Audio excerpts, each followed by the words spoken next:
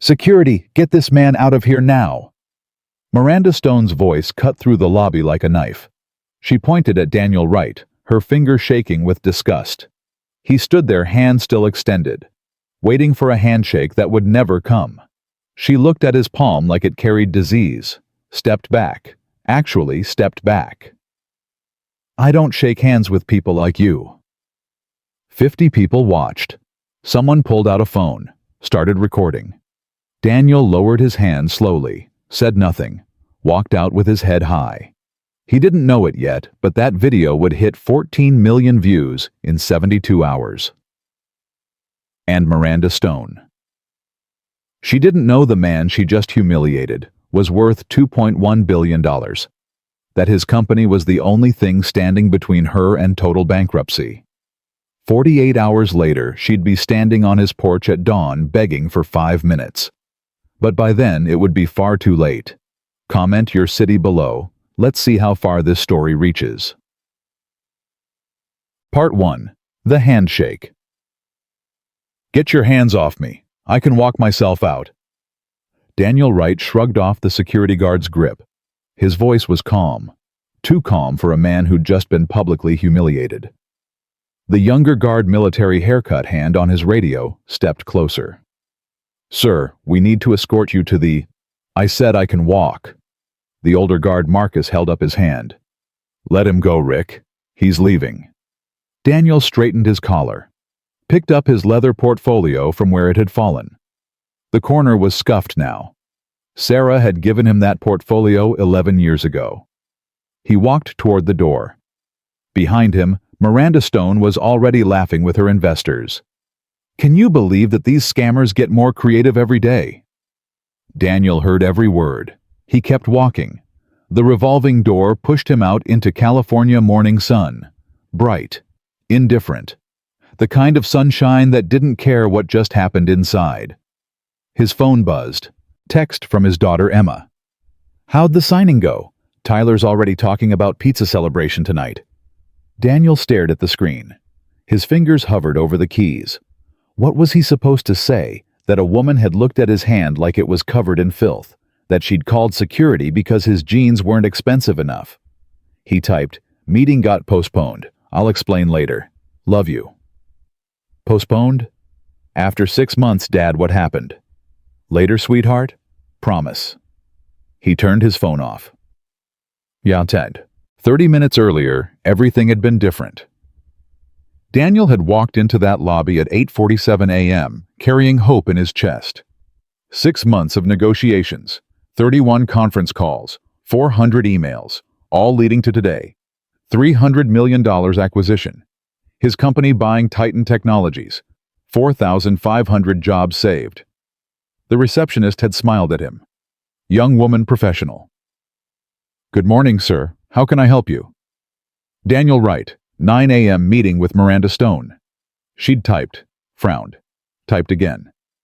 I'm sorry I don't see you on the... Check with Jenny, her assistant. It's been confirmed for 3 weeks. Phone call. Murmured conversation. Then, Mr. Wright, there seems to be an administrative error. Would you mind waiting while we sort this out? I'll wait.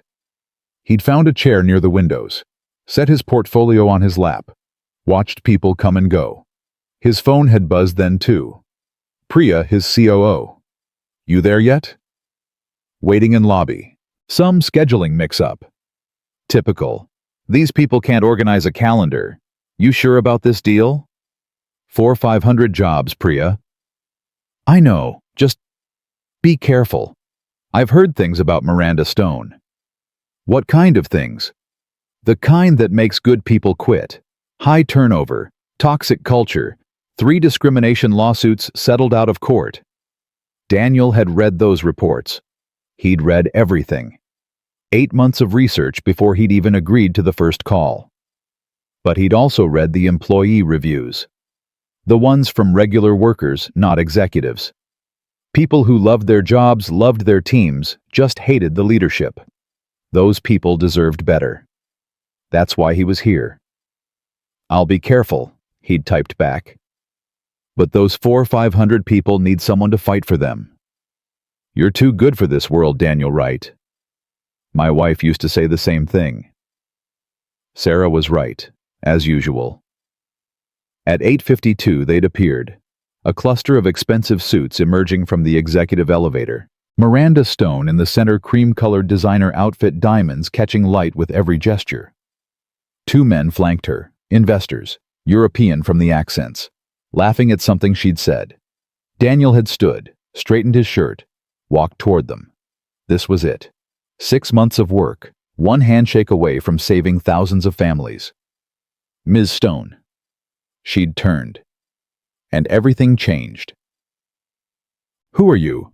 Not hello, not can I help you, just that flat, cold question. Daniel Wright. He'd extended his hand, smiled. We have a 9 a.m. meeting, the acquisition papers. Her eyes had traveled down, slowly, deliberately. His blue button-down shirt, his worn jeans, his comfortable leather shoes. When her eyes came back up, something had shifted in her face. I'm sorry, I think you're confused. Ma'am, I flew in from Ohio specifically for Ohio.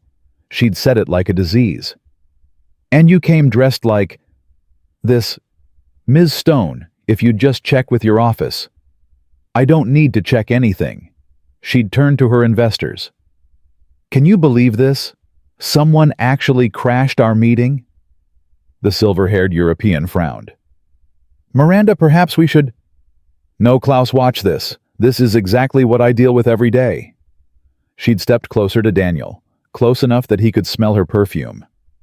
Let me guess. You saw our TechCrunch article. Thought you'd show up, pretend to be important, maybe network your way into something. I'm not pretending anything. Call your CFO, Robert Chen. He and I spoke Tuesday to confirm. You know what I see. Miranda's voice had gotten louder. People in the lobby were turning. I see a man who couldn't bother to dress appropriately, who thinks he can waltz into a professional environment looking like he's going to mow his lawn. Ms. Stone. I see someone who doesn't belong here. Those words, doesn't belong here. Daniel had felt them land, heavy, familiar. He'd felt them at MIT when a professor asked if he was lost. He'd felt them at a tech conference when someone handed him their coat assuming he was staff. He'd felt them 100 times in 100 different rooms. All I'm asking, Daniel had said quietly, is for you to make one phone call. And all I'm asking is for you to leave before I have you arrested for trespassing. She'd turned to the security desk then, raised her voice so the whole lobby could hear. Can someone help me? This man is disrupting a private business meeting. He's not on any guest list. He claims to be some kind of investor, but... A sharp laugh. Just look at him. Ma'am, is there a problem? Marcus, the older security guard, had approached carefully. His eyes were kind, tired, the eyes of a man who'd seen too much. Yes, there's a problem. Miranda had pointed at Daniel. This man is trespassing. Remove him immediately. Sir. Marcus had looked at Daniel. Do you have an appointment? I have a 9 a.m. meeting, confirmed 3 weeks ago. There's been some kind of... He has nothing. Miranda cut him off. I would know. This is my company. The younger guard, Rick, had stepped forward, hand near his belt. Sir, we're going to need you to come with us. I can walk myself out. No. Miranda's voice had gone sharp, ice cold. Escort him, all the way to the street. I want everyone to see what happens when people try to waste my time. Daniel had looked at her then. Really looked. She was afraid. He could see it now. Underneath the designer suit and the diamond earrings and the cruel smile. She was terrified. Her company was dying. He knew the numbers. $12 million monthly burn rate. 47 days until they couldn't make payroll. 31 investors had already said no. She was drowning, and she didn't even recognize the lifeline standing in front of her. You're making a mistake, he'd said quietly. The only mistake was letting you through the front door. She'd looked at his hand one more time, his hand that was still extended, still offering the handshake that would have sealed the deal. She'd looked at it like it was contaminated, Then she'd turned her back. Get him out of here. Now Daniel stood on the sidewalk, portfolio in hand, watching traffic pass. His phone was off. The sun was warm. Somewhere a bird was singing. He thought about Sarah. She'd died 3 weeks before his first major contract came through. 3 weeks. After years of struggle of coding until 3 a.m. of telling the kids that things would get better soon. She never got to see it. Never got to see him succeed. But she'd seen something else. She'd seen who he was when they had nothing. That's what matters, she'd told him near the end. Her voice was weak, but her eyes were clear. Not what you build, who you are when no one's watching. Daniel flagged a cab. Airport, he said. Which terminal? Doesn't matter. First flight to Ohio. Back in the lobby, Miranda Stone was riding high. I apologize for that interruption. She'd turned to Klaus and his colleague with her brightest smile. You wouldn't believe the kinds of people who try to crash these meetings.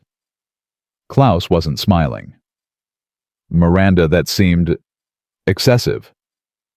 Excessive, Klaus. You have to be firm with these people. Show weakness once, and they think they can take advantage. Still, perhaps security could have handled it more quietly. I handle everything directly. It's how my father ran things. It's how I run things. Klaus exchanged a glance with his colleague. We should go, his colleague said. Our flight. But we haven't finished discussing. We finished last week, Miranda. Klaus's voice had gone cold. We told you no. We only stopped by today as a courtesy. Klaus, good luck with your search. They'd walked away. Miranda had stood alone in that gleaming lobby, surrounded by marble and chrome and money, and for just a moment her mask had slipped. Fear. Real fear. Then she'd pulled out her phone and texted Jenny. That man who was just removed. Delete him from our system. I don't want his type contacting us again. She'd walked back to the elevator, pressed the button for 38. She had no idea that in 2 hours and 13 minutes, her entire world was going to collapse. 10:04 a.m. Miranda's corner office. Floor-to-ceiling windows. View of the entire city. She was on a call with the bank. Again. Ms. Stone, I understand your frustration, but without additional capital injection, we simply cannot extend the credit line further. I have investors lined up. Just give me 60 days. You've been saying that for 6 months. Our board has made a decision. The deadline stands, 47 days. That's not enough time. Then I suggest you move faster. The line went dead. Miranda threw her phone across the desk. It slid off the edge and cracked against the floor. Perfect. Just perfect. Her office door opened. Jenny, her assistant, walked in slowly. Her face was white. Ms. Stone, I need to show you something. Not now. Ms. Stone, please. Something in Jenny's voice made Miranda look up. What is it? Jenny set her tablet on the desk. Her hands were trembling. The man from this morning, the one you had removed. What about him? His name is Daniel Wright. I know, so. Jenny turned the tablet around. Forbes.com filled the screen. Daniel Wright, the billionaire who built an empire while raising 2 kids alone.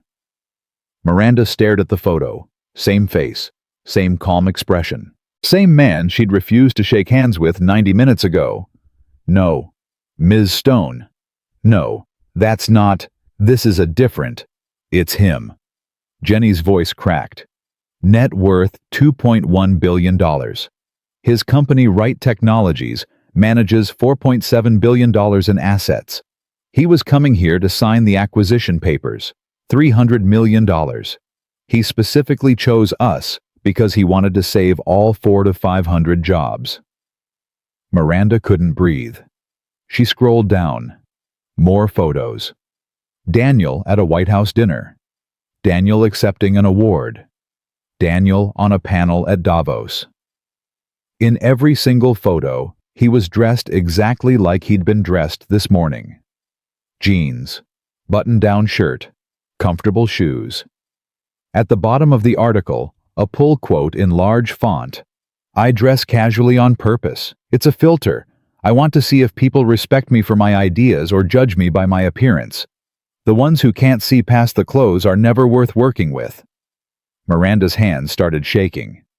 "The meeting was confirmed 3 weeks ago." Jenny's voice was barely a whisper. "I have all the emails. He flew in from Ohio specifically for this signing. Call him." "What? Call him now. Get him on the phone." Jenny pulled out her phone, dialed, waited. Voicemail. "Try again." She tried again, and again, and again. Voicemail. Every time. Miranda grabbed her own phone from the floor. The screen was cracked but still working. She found Daniel's number, the one she'd told Jenny to delete. Dialed. 1 ring, 2 rings. "You've reached Daniel Wright. Leave a message." "Mr. Wright, this is Miranda Stone. There's been a terrible misunderstanding this morning. Please call me back immediately. We need to discuss."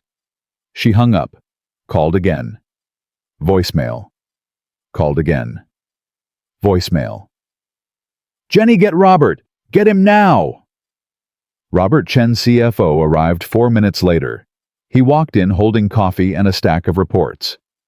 "What's the emergency I'm preparing for?" Miranda shoved the tablet at him. Robert looked at the screen. His face went white. "Miranda, I didn't know."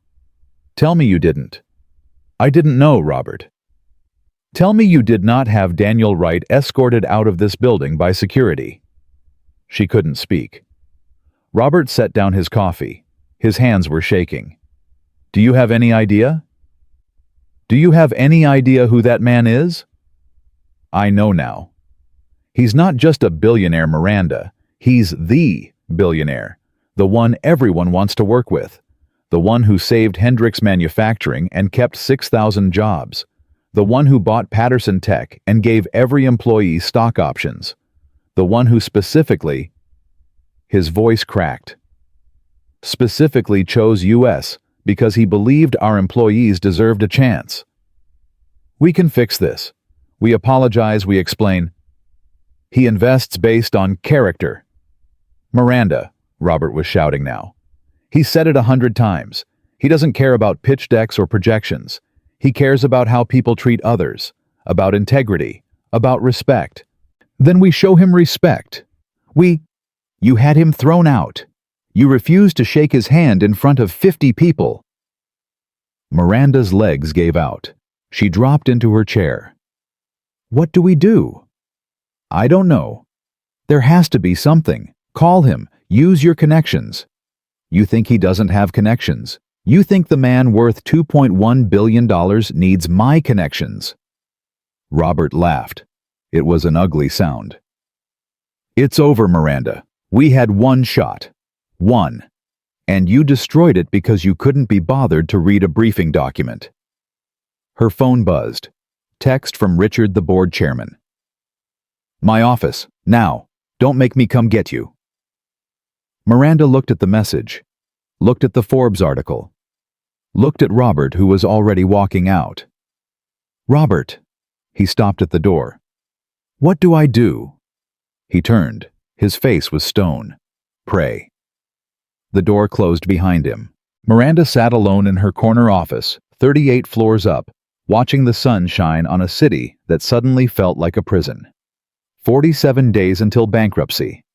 400-500 families depending on her. And the only man who could save them was somewhere over Nevada right now, flying home to Ohio, never planning to return. She'd looked at his hand like it was contaminated. And now she was going to lose everything. Meanwhile, Daniel Wright was 30,000 feet in the air, staring out the window at clouds that looked like cotton. His phone was off. The flight attendant had offered him champagne. First-class upgrade automatic for frequent flyers. He'd asked for water instead. The seat next to him was empty. Good. He needed quiet. His portfolio sat on the tray table. The corner was still scuffed from where it had fallen. He ran his thumb over the mark. "I'm sorry, babe," he said quietly. too quiet for anyone to hear. I tried. He thought about 400 or 500 employees, families, mortgages, kids' college funds, all of it hanging by a thread. He thought about Miranda Stone's face when she'd looked at his hand. He thought about Marcus, the security guard, the apology in his eyes.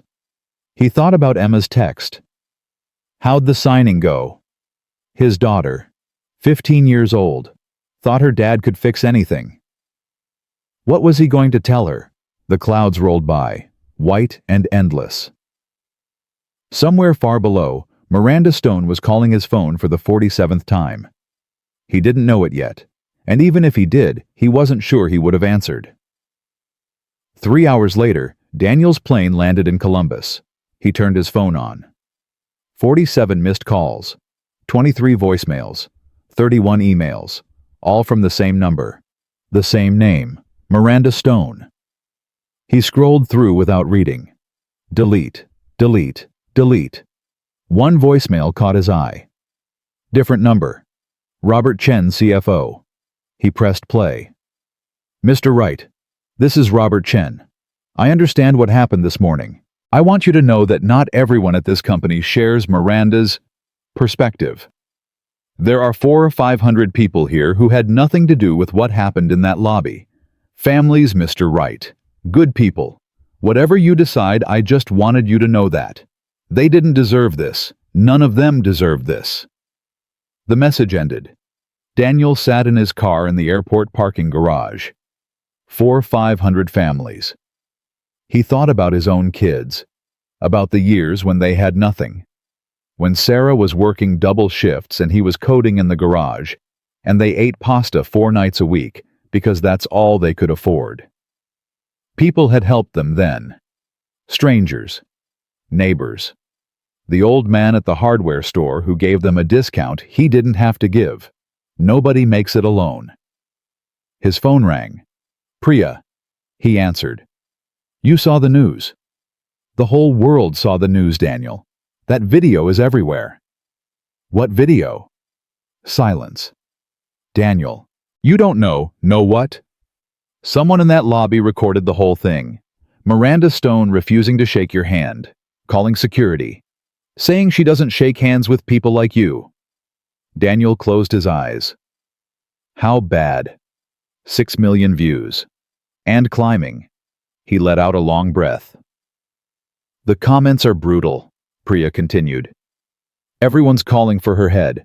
Boycott campaigns already starting. 3 major news outlets want statements from you. No statements. Daniel. I said no statements, no interviews, no comments. Okay. Pause. So what's the play deal's dead right? Daniel looked at his cracked portfolio. 400 or 500 families. I don't know yet. You don't know. Give me time, Priya. Let me think. Take all the time you need. But Daniel. Yeah. Whatever you decide. Sarah would be proud of you. You know that, right? His throat tightened. I'll call you tomorrow. He hung up, sat in the silence of the parking garage, and for the first time in 11 years, Daniel Wright didn't know what to do next. His house looked the same as always. White siding, blue shutters, basketball hoop slightly crooked in the driveway. Home. He pulled in at 4:47 p.m. Tyler's soccer game had ended an hour ago. Emma's car was in the driveway, the one he'd bought her last month for her 16th birthday. She'd cried. Actual tears. Dad, this is too much. Nothing's too much for you, sweetheart. The front door opened before he reached it.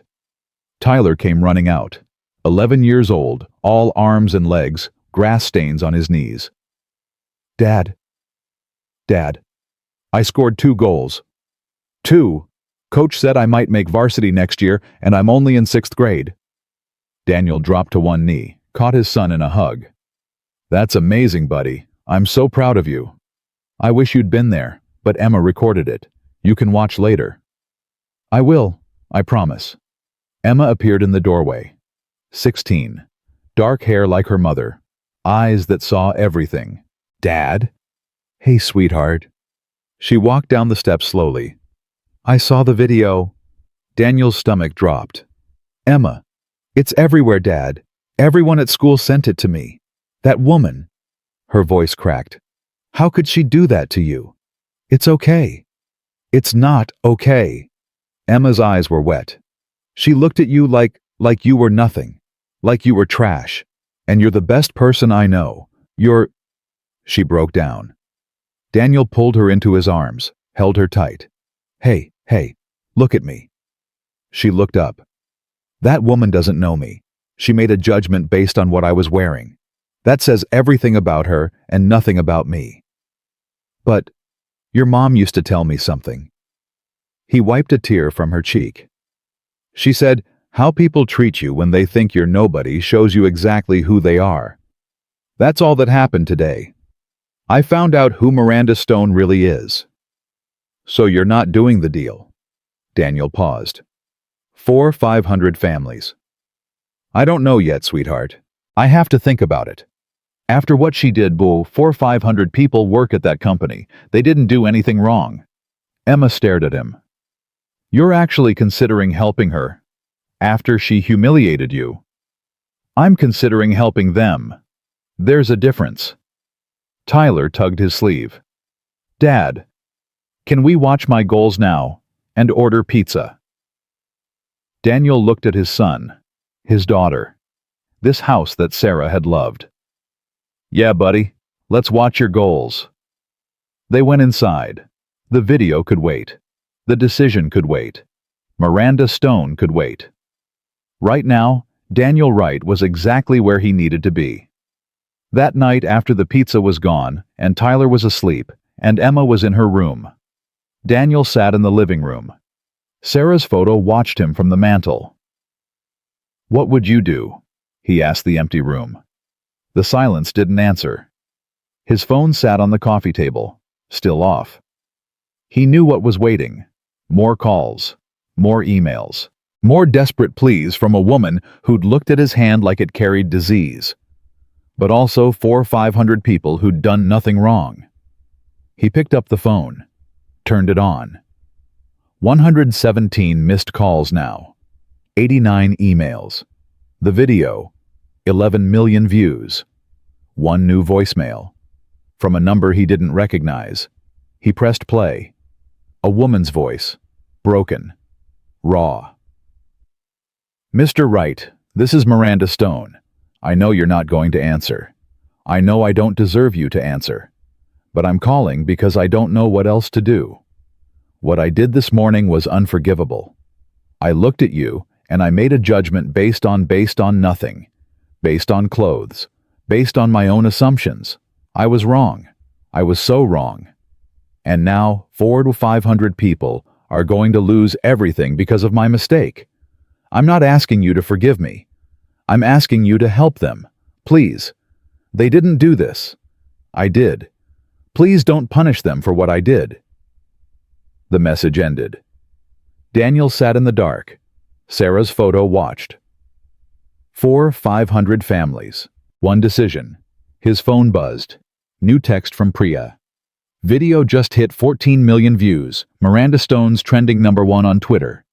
Board called emergency meeting for tomorrow morning. Whatever you're deciding, decide fast. Daniel looked at his wife's photo one more time. I know what you'd tell me, he said quietly. You'd tell me to do the hard thing, the right thing, even when it hurts. He stood up. Tomorrow, everything would change. But tonight, he sat with his decision. And slowly, piece by piece, he began to build a plan.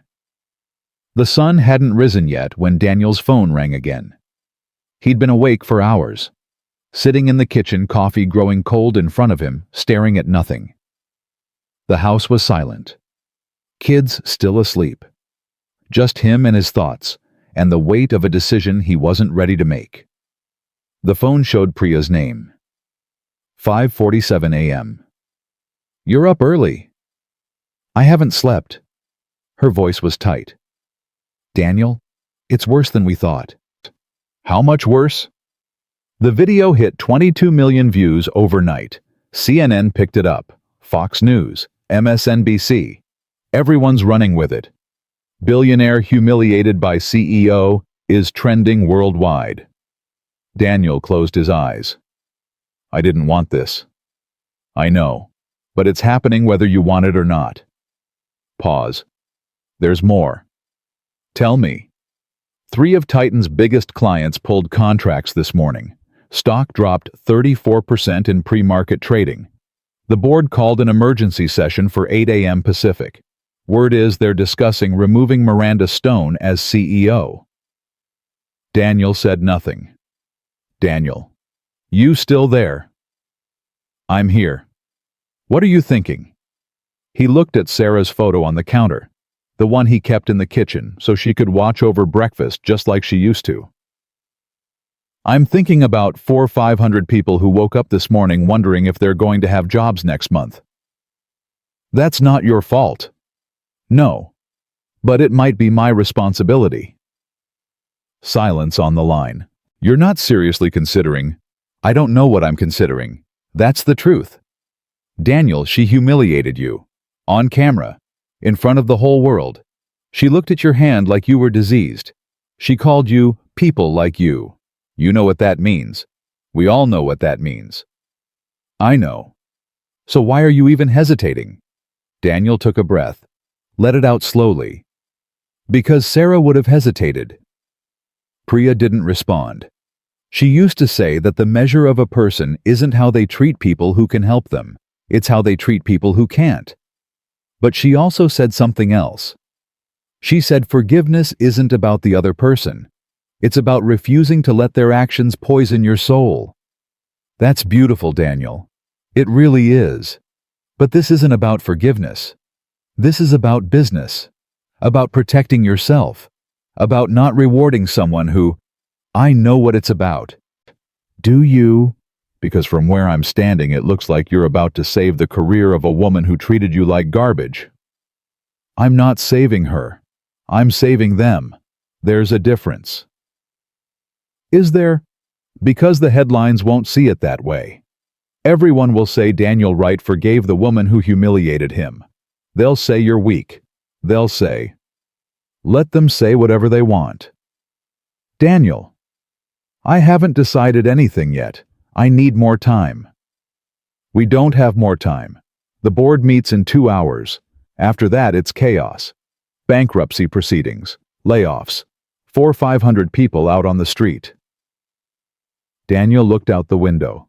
The sky was starting to lighten. Pink and orange on the horizon. Then I guess I have 2 hours to figure out who I want to be. He hung up. The kitchen was quiet again. Sarah's photo smiled at him from the counter. I know, he said softly.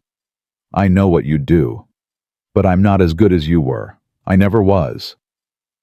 Upstairs, he heard footsteps. Emma was awake. He had 2 hours. And a decision that would change everything.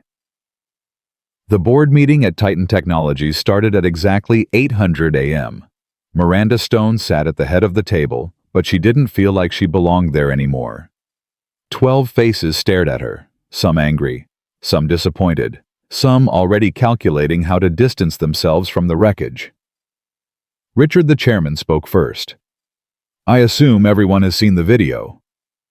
Murmurs around the table, nods. As of this morning, we've lost 3 major clients. Stock is down 41%. We have 46 days of runway left, and our only viable acquisition partner has gone silent. He turned to Miranda. Would you like to explain how we got here? Miranda's throat was dry.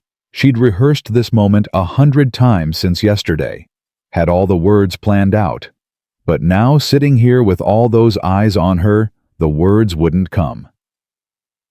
I made a mistake. A mistake. Richard's voice was ice. You called the only man willing to save this company a scam artist. You had him removed by security. You refused to shake his hand. On camera. With 50 witnesses. I didn't know who he was. You didn't bother to know.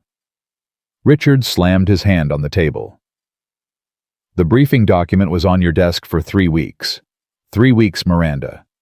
His photo was on page 1, his biography, his investment philosophy, everything you needed to know. I don't read every...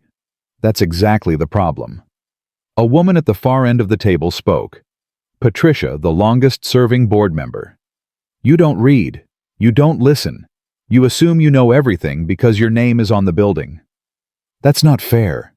Fair. Patricia laughed. You want to talk about fair? Daniel Wright lost his wife while building his company. He raised 2 children alone. He came here to save 400-500 jobs and you treated him like he was nobody. That's not unfair, Miranda. That's unforgivable. Miranda felt tears threatening. She blinked them back. I'm trying to fix it. I've called him over 100 times. I've sent emails. He's not answering, Richard cut in. And why would he? You showed him exactly who you are.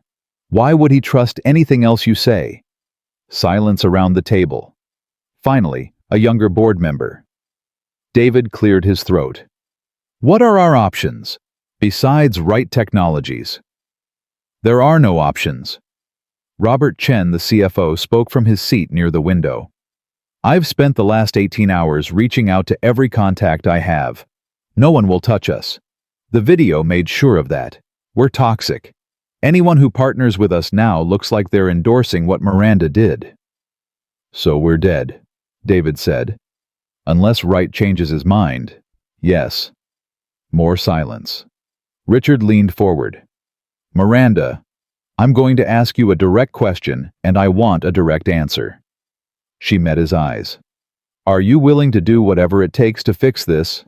Yes. Whatever it takes. Even if it means stepping down as CEO. The words hit her like a punch. Richard, answer the question. Miranda looked around the table. 12 faces, 12 judgments, 12 people who'd seen her at her worst and found her wanting. She thought about her father, how he'd built this company from nothing, how he'd trusted her to carry on his legacy. She thought about the employees, the ones who smiled at her in the hallways, the ones who worked late and missed their kids' soccer games and believed they were building something that mattered. She thought about Daniel Wright's face when she'd refused to shake his hand. The calm, the dignity, the quiet disappointment. Yes, she said finally. Whatever it takes, even stepping down. Richard nodded slowly.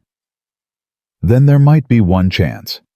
But it's not going to be easy, and it's not going to be pleasant. What? You're going to go to Ohio. You're going to find Daniel Wright. And you're going to beg. Miranda felt the blood drain from her face. Beg. On your knees if you have to. You're going to apologize. Really apologize. Not for getting caught. For what you did. You're going to show him that you understand why it was wrong. And then you're going to ask him, not demand ask, if there's any way he'd consider giving us another chance. And if he says no, then we start bankruptcy proceedings on Monday. Richard's voice was flat. But at least you'll know you tried. Miranda looked at the table, at her hands, at the wedding ring she still wore, even though the marriage had ended 3 years ago. When do I leave? There's a flight in 2 hours. Jenny already booked it. You were that sure I'd agree. I was that sure you had no other choice. Miranda stood up. Her legs felt weak. I'll go. But I need you all to understand something. What? I know what I did was wrong. I've known it since the moment I saw his face on that Forbes article. But this isn't just about saving the company for me. It's about... She struggled for words. It's about proving I can be better than the worst moment of my life. Patricia's expression softened slightly. Just slightly. Then prove it. Actions, Miranda, not words. Miranda nodded. She walked out of the boardroom. 3 hours until Ohio. 3 hours to figure out how to apologize for something that might be unforgivable. The flight was the longest of Miranda's life. She sat in first class, but she might as well have been in cargo. The champagne went untouched. The meal came back barely picked at. She stared out the window at clouds that seemed to go on forever. Her phone was full of notifications. More clients pulling out. More news coverage. More think pieces about what Miranda Stone's behavior reveals about corporate America. She turned it off. Thought about her father instead. He'd started Titan Technologies in a garage, just like Daniel Wright. Funny that. Two men, similar beginnings, completely different outcomes. Her father had died when she was 28. Heart attack. No warning. One day he was there running the company he loved, and the next day he was gone. She'd taken over because there was no one else. Her brother had died in a car accident at 19. Her mother had retreated into grief and never come back out. Miranda was all that was left. "You're not ready," her father had said once a year before he died. "You're smart enough, driven enough, but you don't know how to see people yet. You look at them and you see what they can do for you. You need to learn to see who they are." She'd ignored him, thought she knew better. 20 years later, she finally understood what he meant. The plane began its descent into Columbus. Miranda watched the ground rise up to meet her. She had no speech prepared, no strategy, no backup plan, just the hope that a man she'd wronged might find it in himself to listen. Daniel was in his garage when he heard the car pull up. He'd been working on Tyler's bike. The chain had slipped yesterday and the boy was eager to ride again. Simple work, good work, the kind that let your hands move while your mind wandered. He heard a car door slam, footsteps on the driveway, then Emma's voice from inside the house. "Dad, there's someone here. You might want to come see this." He wiped his hands on a rag, walked out of the garage, and stopped.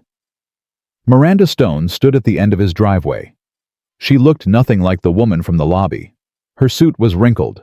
Her hair was coming loose from its tight ponytail. Her makeup was smeared like she'd been crying and hadn't bothered to fix it. She looked broken. Emma appeared beside Daniel. Her voice was hard.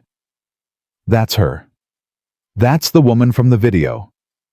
"I know." "What is she doing here?" "I don't know." Miranda took a step forward, then stopped, like she wasn't sure if she was allowed to come closer. "Mr. Wright." Her voice cracked on his name. "I know I have no right to be here.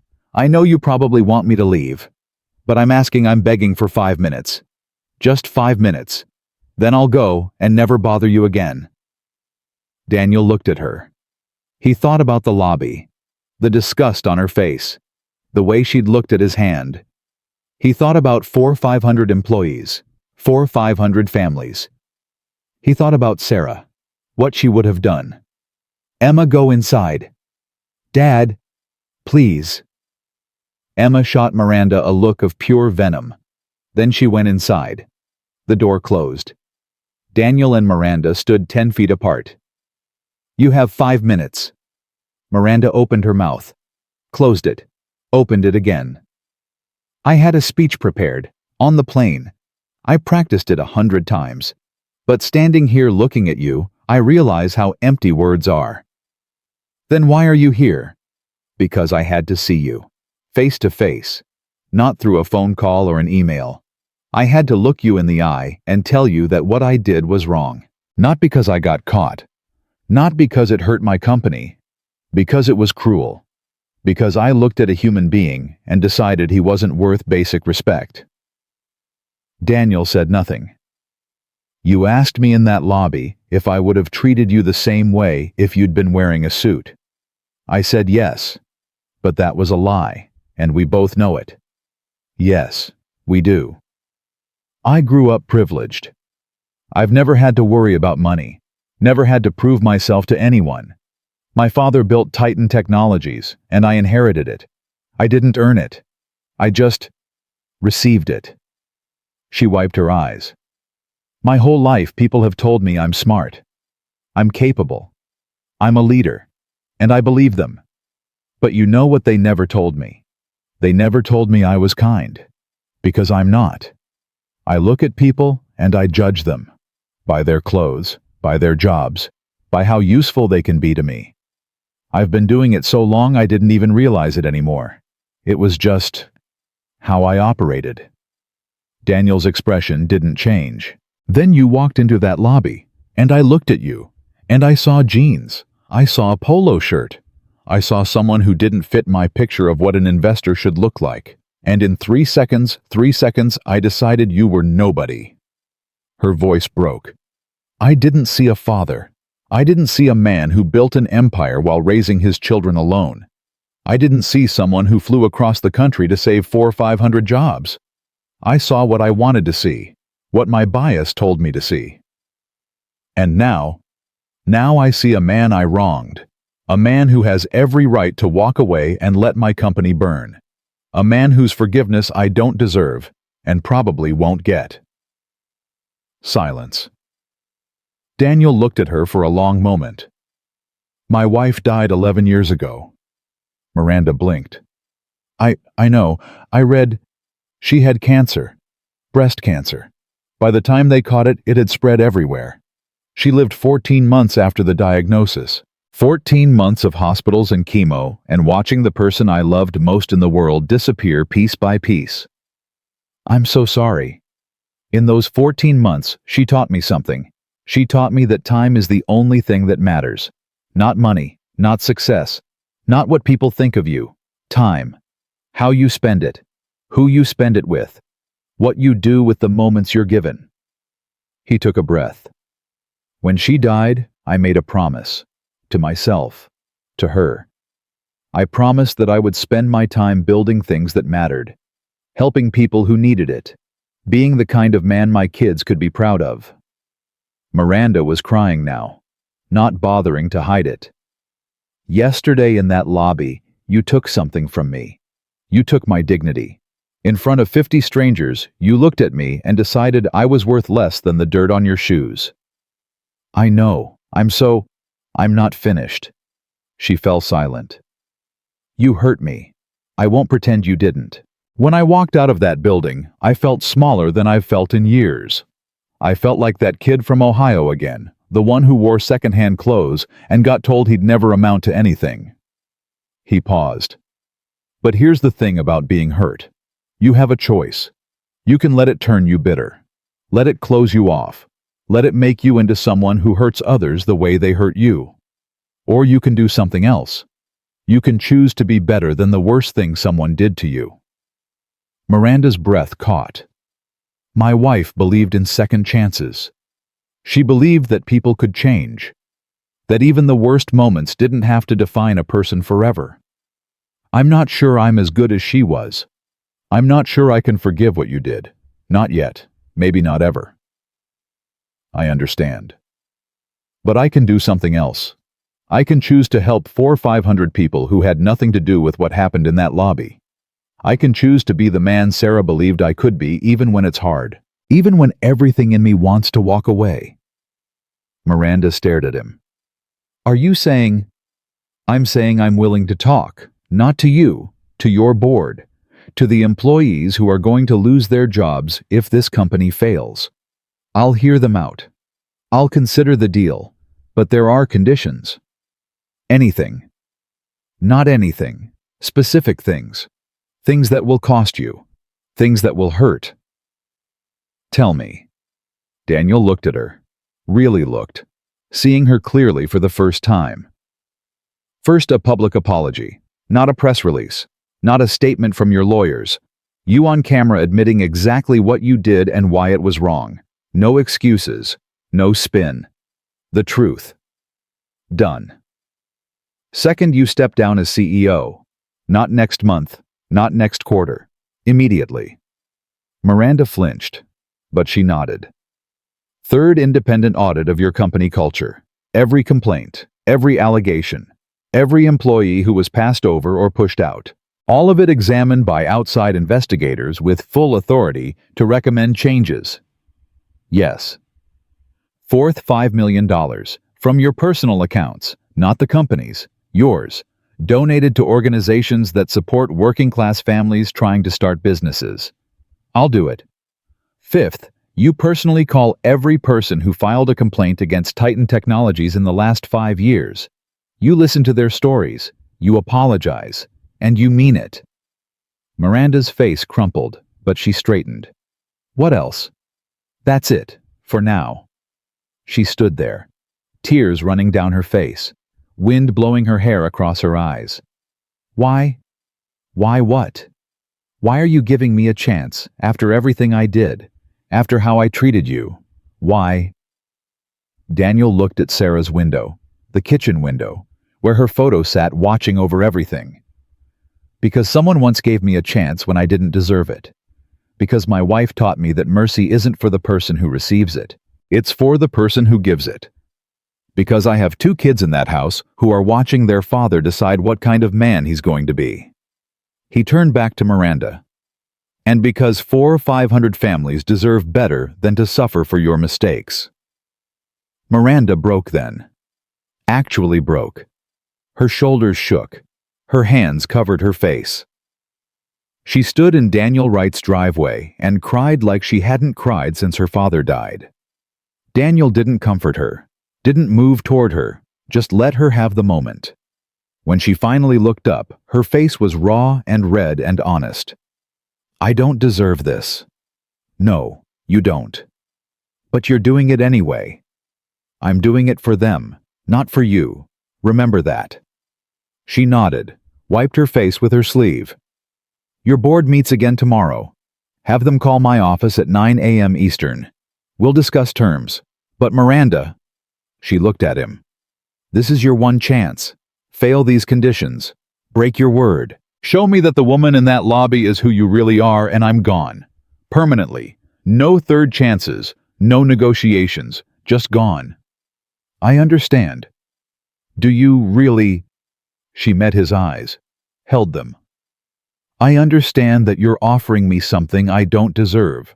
And I understand that the only way to honor that is to spend the rest of my career proving I've changed, not with words, with actions, every single day.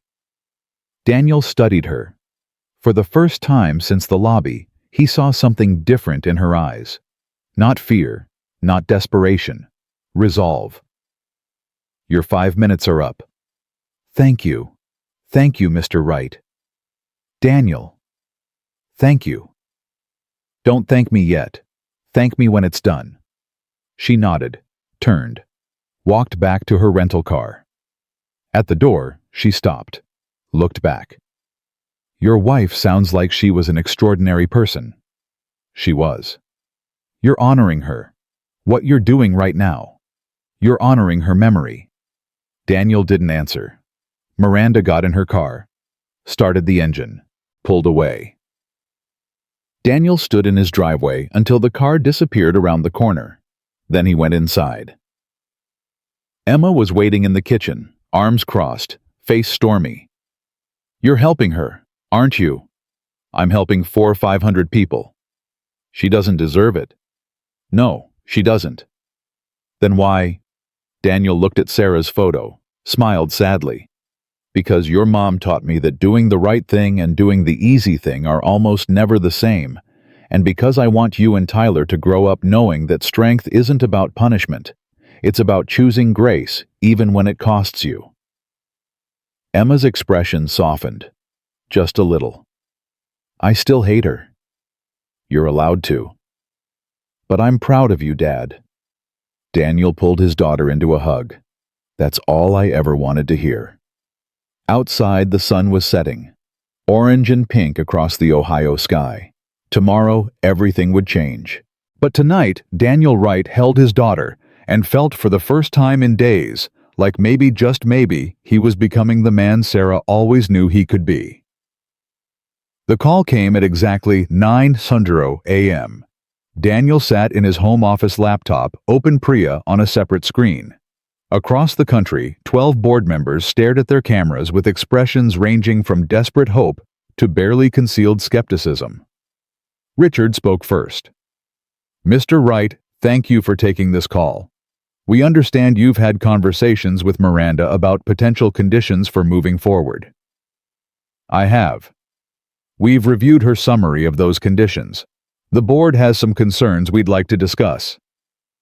I'm listening. A man Daniel didn't recognize leaned forward. The public apology. We were hoping to negotiate the specific language. Our legal team feels that certain admissions could expose the company to no. The man blinked. I'm sorry. No negotiations on language. Miranda admits exactly what she did. No legal hedging, no corporate speak. The truth or nothing. Mr. Wright, you have to understand our position. A full admission of, I understand your position perfectly. You want protection. You want to minimize damage. You want to control the narrative. Daniel's voice was calm but firm. That's not what this is about. This is about accountability, real accountability. If you're not prepared for that, we have nothing to discuss. Silence around the virtual table. Richard cleared his throat. What about the CEO transition? Immediate removal seems extreme. Perhaps a 90-day transition period would... Immediate. Mr. Wright, Miranda agreed to these terms in my driveway yesterday. She looked me in the eye and said yes to every single condition. If the board is now trying to walk those back, that tells me everything I need to know about whether this company is capable of real change. More silence. Patricia, the older board member, spoke up. May I say something? Go ahead. I've been on this board for 18 years. I watched Miranda's father build this company from nothing. I watched Miranda take over after his death. And I watched her slowly become someone I didn't recognize. She paused. What you're asking for isn't unreasonable. It's necessary. If we're not willing to accept these conditions, we deserve to fail. Patricia, Richard started. No, let me finish. Patricia's voice was sharp. We've been protecting Miranda for years, excusing her behavior, looking the other way when employees complained. We created this situation as much as she did. The least we can do now is have the courage to face the consequences. Daniel watched her through the screen, saw something in her eyes he recognized. Regret. The conditions stand, he said. All of them. Non-negotiable. You have until noon today to formally accept or decline. If I don't hear from you by then, I'm moving on, permanently. He ended the call. Priya's face filled the screen.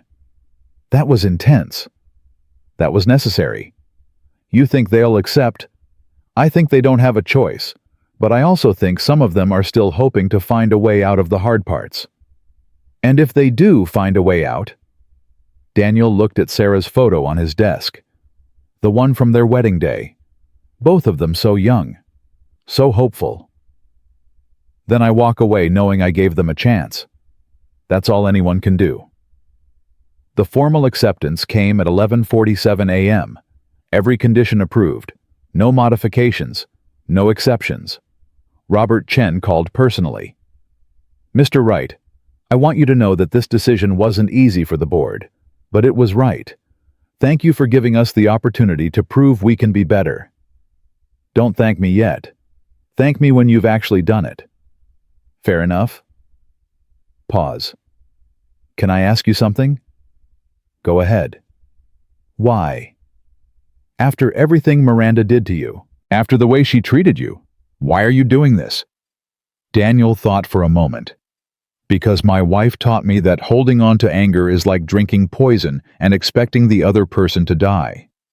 Because I have 2 kids who are watching how their father handles adversity.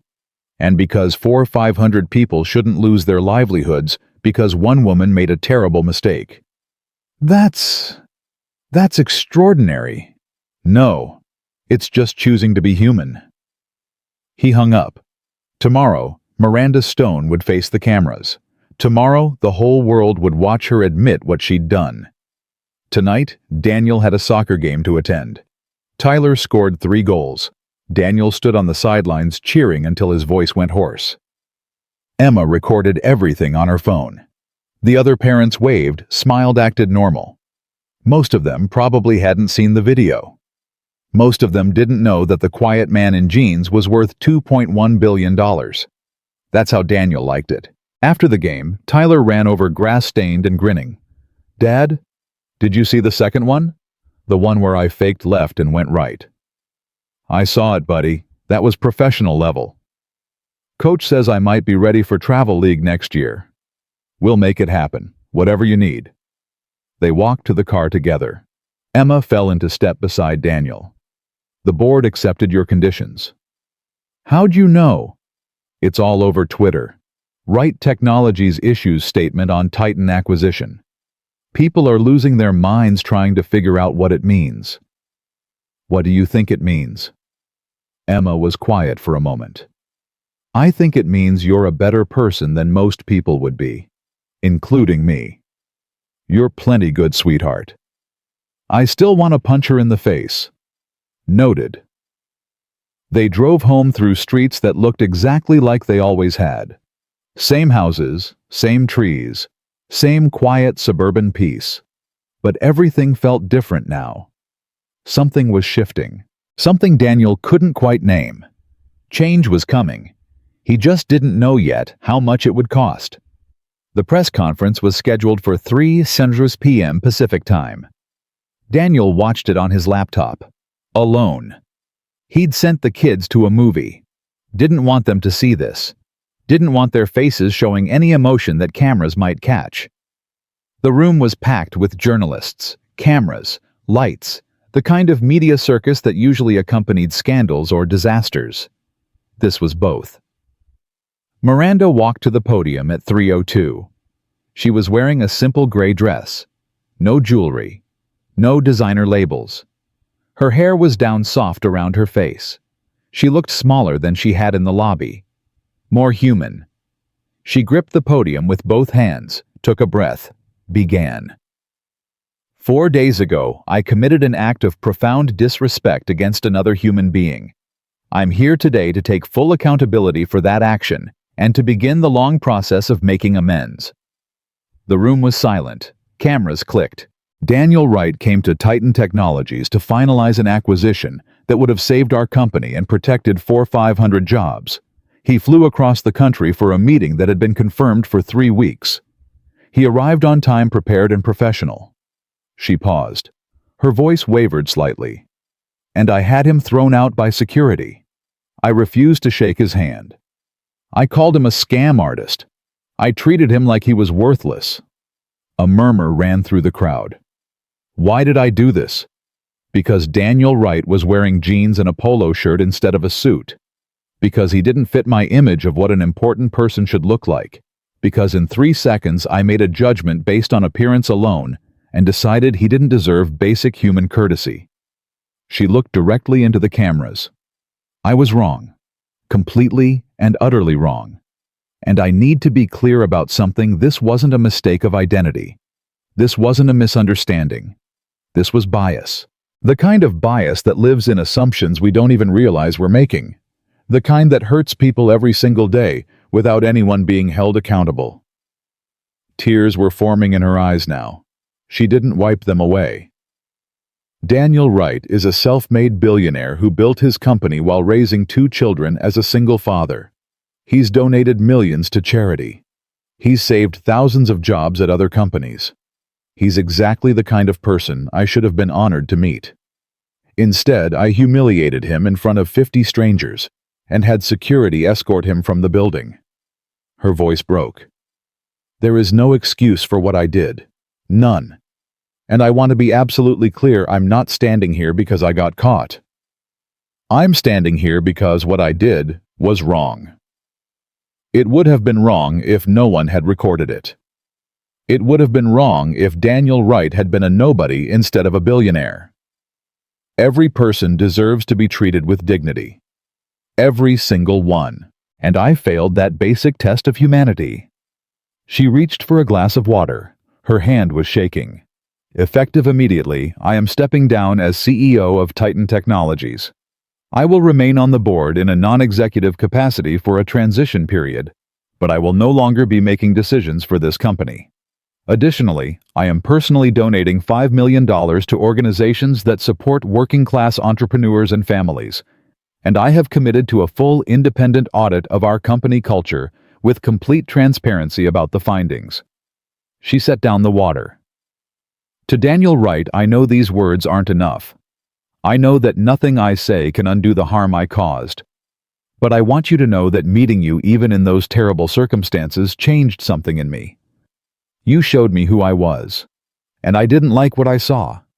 I'm going to spend the rest of my career trying to become someone better, someone worthy of the grace you've shown me. Thank you for giving this company a second chance. We don't deserve it, but we will try to earn it." She stepped back from the podium. "I'll take a few questions." The room erupted. "Ms. Stone, do you believe this apology is enough?" "No, words are never enough. Only actions matter. I'll be judged by what I do next, not what I say today." Mr. Wright released a statement saying he's moving forward with the acquisition. "Have you spoken with him directly?" "Yes, he came to my driveway and told me exactly what I needed to do to earn a second chance. He was clear. He was fair. He was more generous than I deserved." Some people are saying you're only apologizing because it affects your bottom line. How do you respond? Miranda paused. They're probably right. If Daniel Wright had been a regular person without the power to hold me accountable, I never would have faced consequences. That's the problem. The system protects people like me. It shouldn't. What happened to Daniel happens to people every day. The only difference is, he had the resources to make me answer for it. Another reporter jumped in.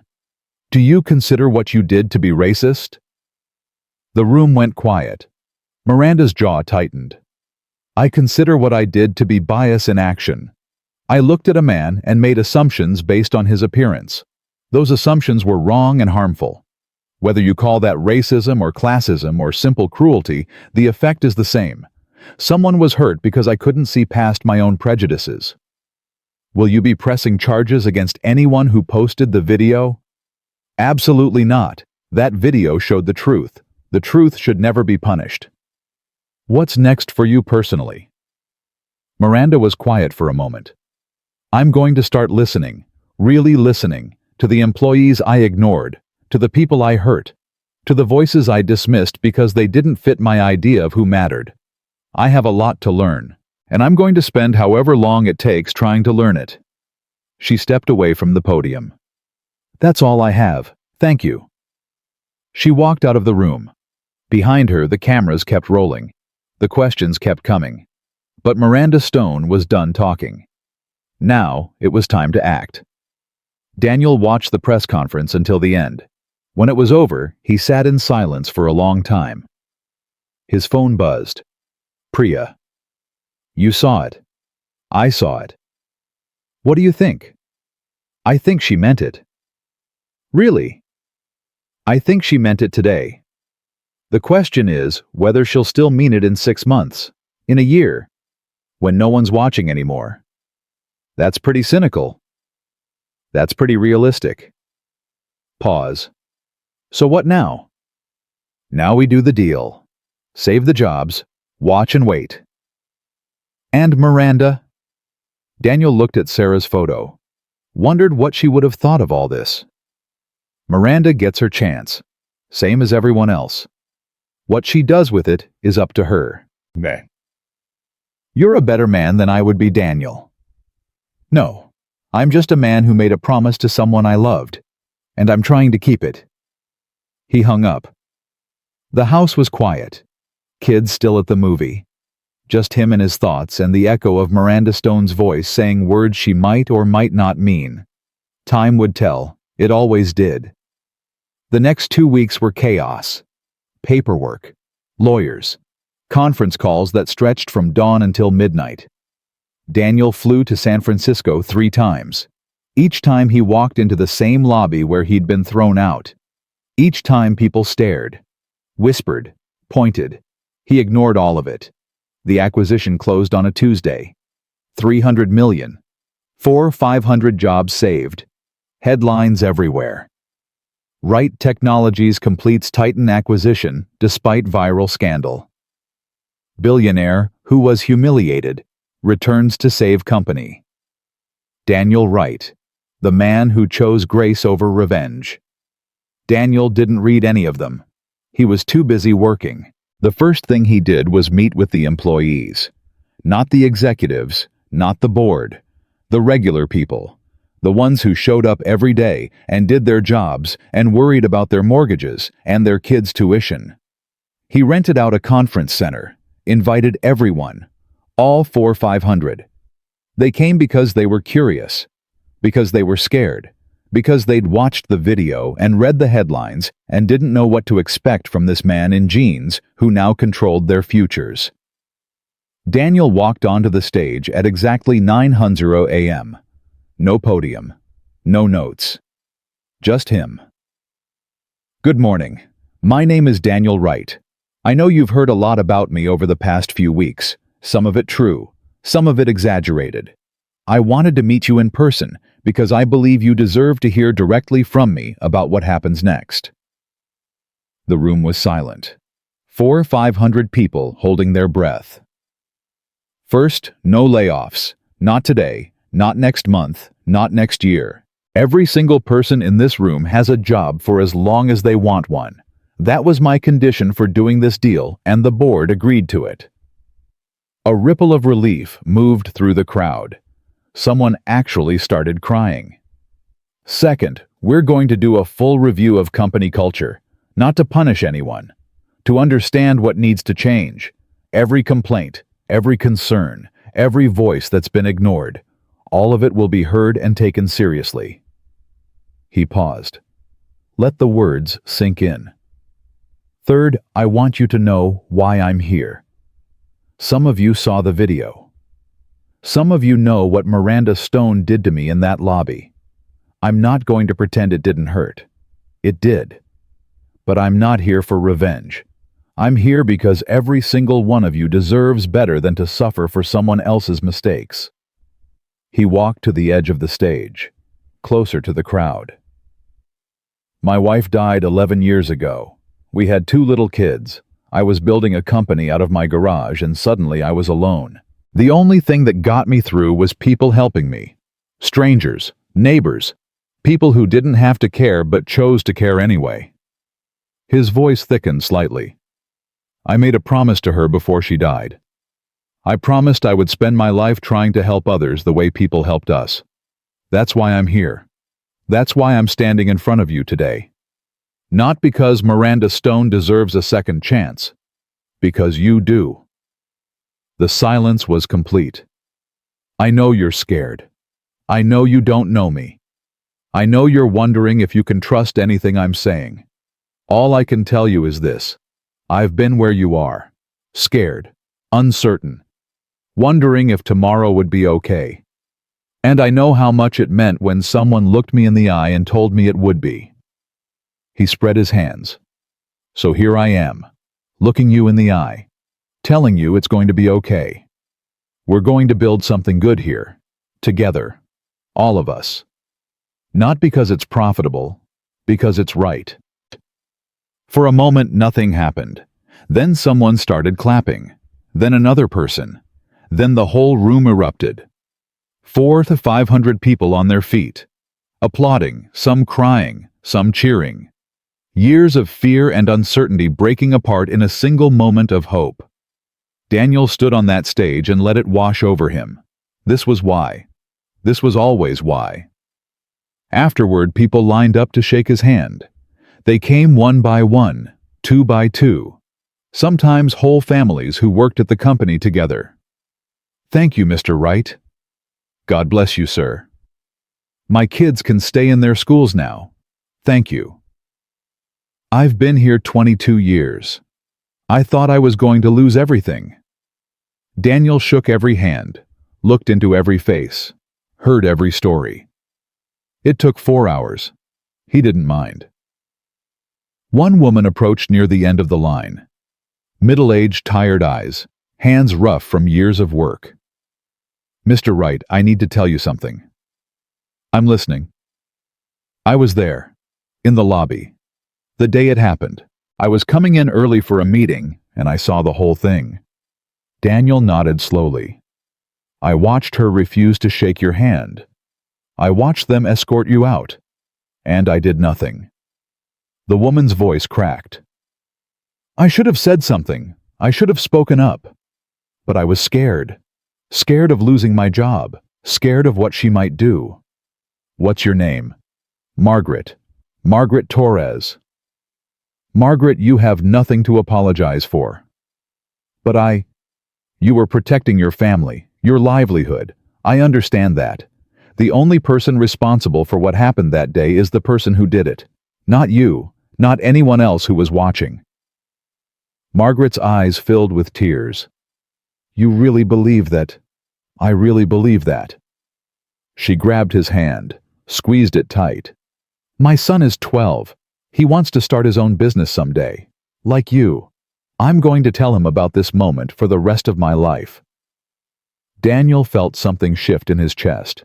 Tell him the only thing that matters is treating people right. Everything else follows from that. Margaret nodded, wiped her eyes, walked away. Daniel watched her go. 4. 500 hands shaken. 500 stories heard. 500 reasons why he'd done the right thing. The doubt was still there. The anger hadn't fully faded. But standing in that room surrounded by people whose lives he'd helped save, Daniel felt something he hadn't felt since Sarah died. Peace, not happiness, not triumph, just peace. The quiet knowledge that he'd done what she would have wanted. That night he called Priya from his hotel room. How are you feeling? Tired, but good. Really good. The employee meeting footage is everywhere. People are calling you a hero. I'm not a hero. I'm just a guy who got lucky enough to be in a position to help. That's exactly what a hero would say. Daniel laughed softly. How's the integration going? Smoother than expected. Robert Chen is impressive. With Miranda out of the way, the whole executive team seems lighter. Like they've been holding their breath for years and finally get to exhale. And Miranda? She's kept her word so far. Stepped down completely. Started the bias training program. The independent auditors say she's been cooperative. Good. You sound surprised. I'm cautiously optimistic. There's a difference. Pause. Daniel, can I ask you something? Always. Do you really believe people can change? Like fundamentally change who they are? Daniel thought about the question. About Sarah. About the man he used to be, before grief cracked him open and rebuilt him into something new. I think people can choose to change, every day, every moment. But it's not a one-time decision. It's 1,000 decisions. 1,000,000 small choices that add up over time. Miranda said the right words. Now we'll see if she makes the right choices. And if she doesn't, then at least she had the chance. That's more than most people get. You really are something else, Daniel Wright. I'm really just tired and ready to go home to my kids. Priya laughed. Go. Sleep. I'll handle things here. Thank you, Priya. For everything. Always. He hung up, looked out the window at San Francisco glittering in the darkness. Somewhere in this city, Miranda Stone was starting her journey toward becoming someone new. Somewhere 400 to 500 families were sleeping better than they had in months. Somewhere a video of a man being humiliated was still playing, still teaching, still sparking conversations about who we are and who we want to be. Daniel pulled the curtain closed. Tomorrow he would fly home. Tomorrow he would hug his children and check Tyler's homework and pretend that everything was normal. But tonight he allowed himself one moment. Just one. He pulled out his phone, found Sarah's photo, the one he kept in a special folder, the one he looked at when he needed to remember why he kept going. I did it, babe, he whispered. I don't know if I did it right, but I did it. The photo didn't answer. But somehow in the silence of that hotel room, Daniel felt like she was there, watching, proud. That was enough. It would always be enough. 6 months passed faster than Daniel expected. The integration of Titan Technologies into Wright Industries was smoother than anyone predicted. Robert Chen proved to be exactly the leader the company needed. Calm, competent, humble. The kind of person who listened more than he spoke and made decisions based on data rather than ego. Employee satisfaction scores climbed every month. Turnover dropped to the lowest in company history. The culture audit revealed what everyone already suspected, Years of toxic leadership had created an environment where people were afraid to speak up, afraid to take risks, afraid to be themselves. That was changing now. Daniel flew to San Francisco once a month to check on progress. Each time he saw something different, something better. People laughing in the hallways. Meetings that ended early because decisions got made efficiently. A suggestion box that actually got read. Small things. But small things add up. On his 6th visit, Robert met him in the lobby. The same lobby where everything had started. "You look tired," Daniel said. "Good tired. The kind that comes from building something. How's the new leadership program going?" "Better than expected. We've promoted 14 people from inside the company. People who were overlooked before. People who had ideas but were never given a chance to share them. And the complaints? Down 67% from last year. The ones we do get are handled within 48 hours. No more sweeping things under the rug." Daniel nodded. "Good. That's good." They walked toward the elevator. People waved as they passed. Smiled. Some even stopped to shake Daniel's hand. "You've become something of a legend around here," Robert said. "I'm just a guy in jeans." "You're more than that. You're proof that doing the right thing can actually work in business. You have no idea how rare that is." The elevator arrived. They stepped inside. "Speaking of doing the right thing," Robert said carefully, "there's something I need to tell you." "What?" "Miranda wants to see you." Daniel's jaw tightened. "Why?" "She's been doing the work. All of it. The bias training. The personal calls to former employees. The donations. She's kept every promise she made." "Good for her." "Daniel, I know you don't owe her anything. But she asked me to ask you. Just a conversation, 15 minutes, if you're willing." The elevator opened on the executive floor.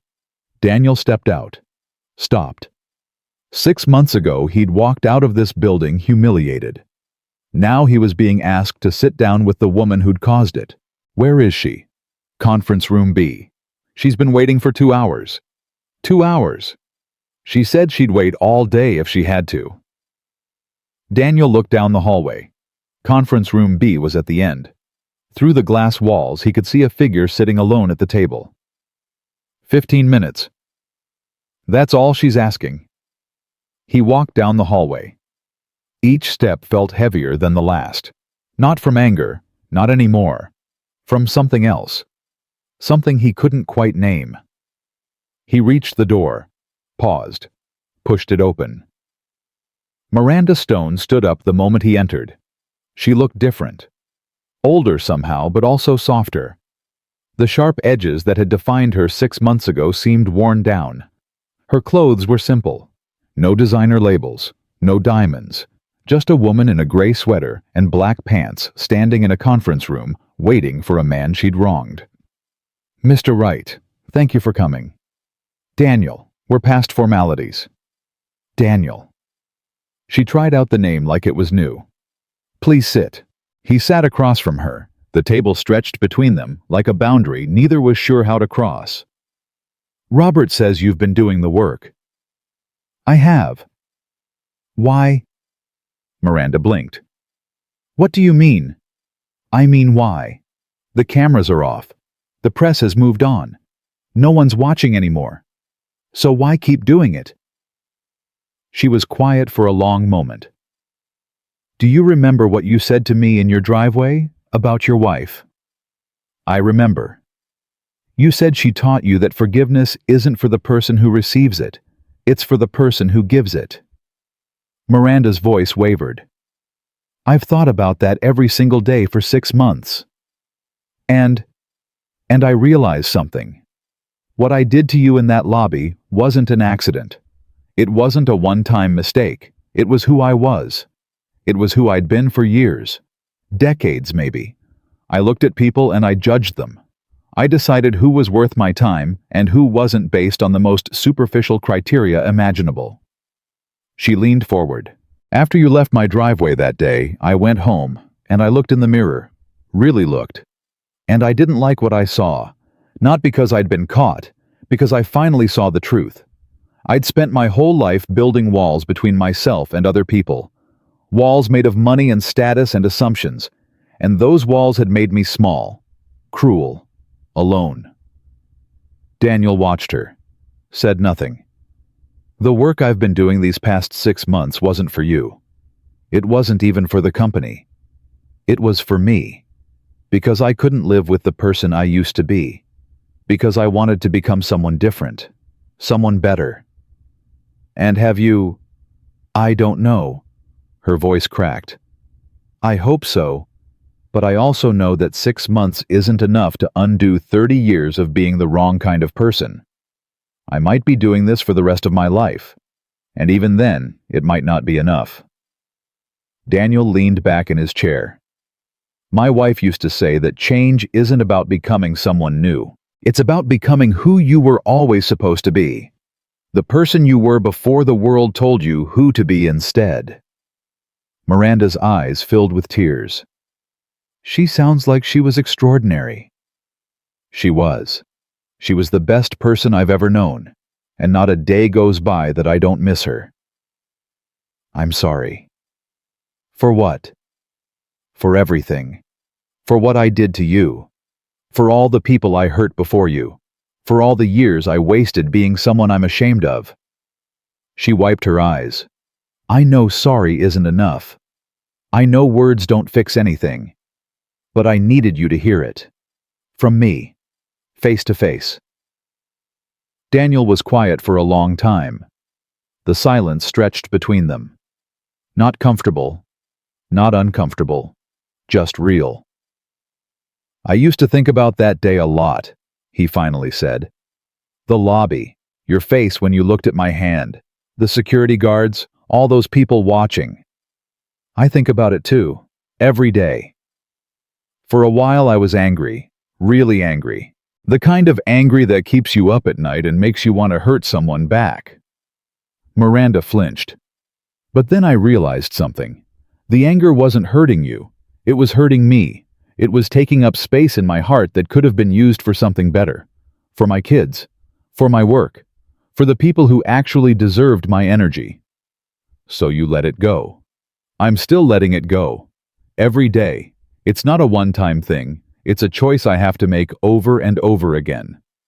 Miranda nodded slowly. That's what the counselor says. The one I've been seeing.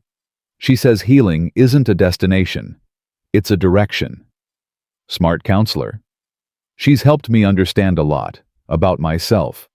About why I became the person I became. My father was the same way, you know. Judging people by appearances. Deciding who was worthy and who wasn't. I learned it from him without even realizing it.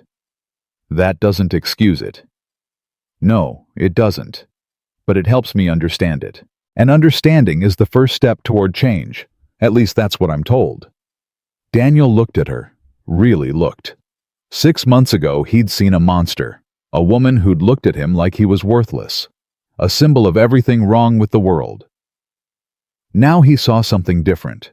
Something more complicated. A person struggling to become better than she was. A person doing the hard work of transformation even when no one was watching. I forgive you. Miranda's breath caught. What? I forgive you. For what you did in that lobby. For how you made me feel. For all of it. Tears spilled down her cheeks. I don't deserve that. Probably not.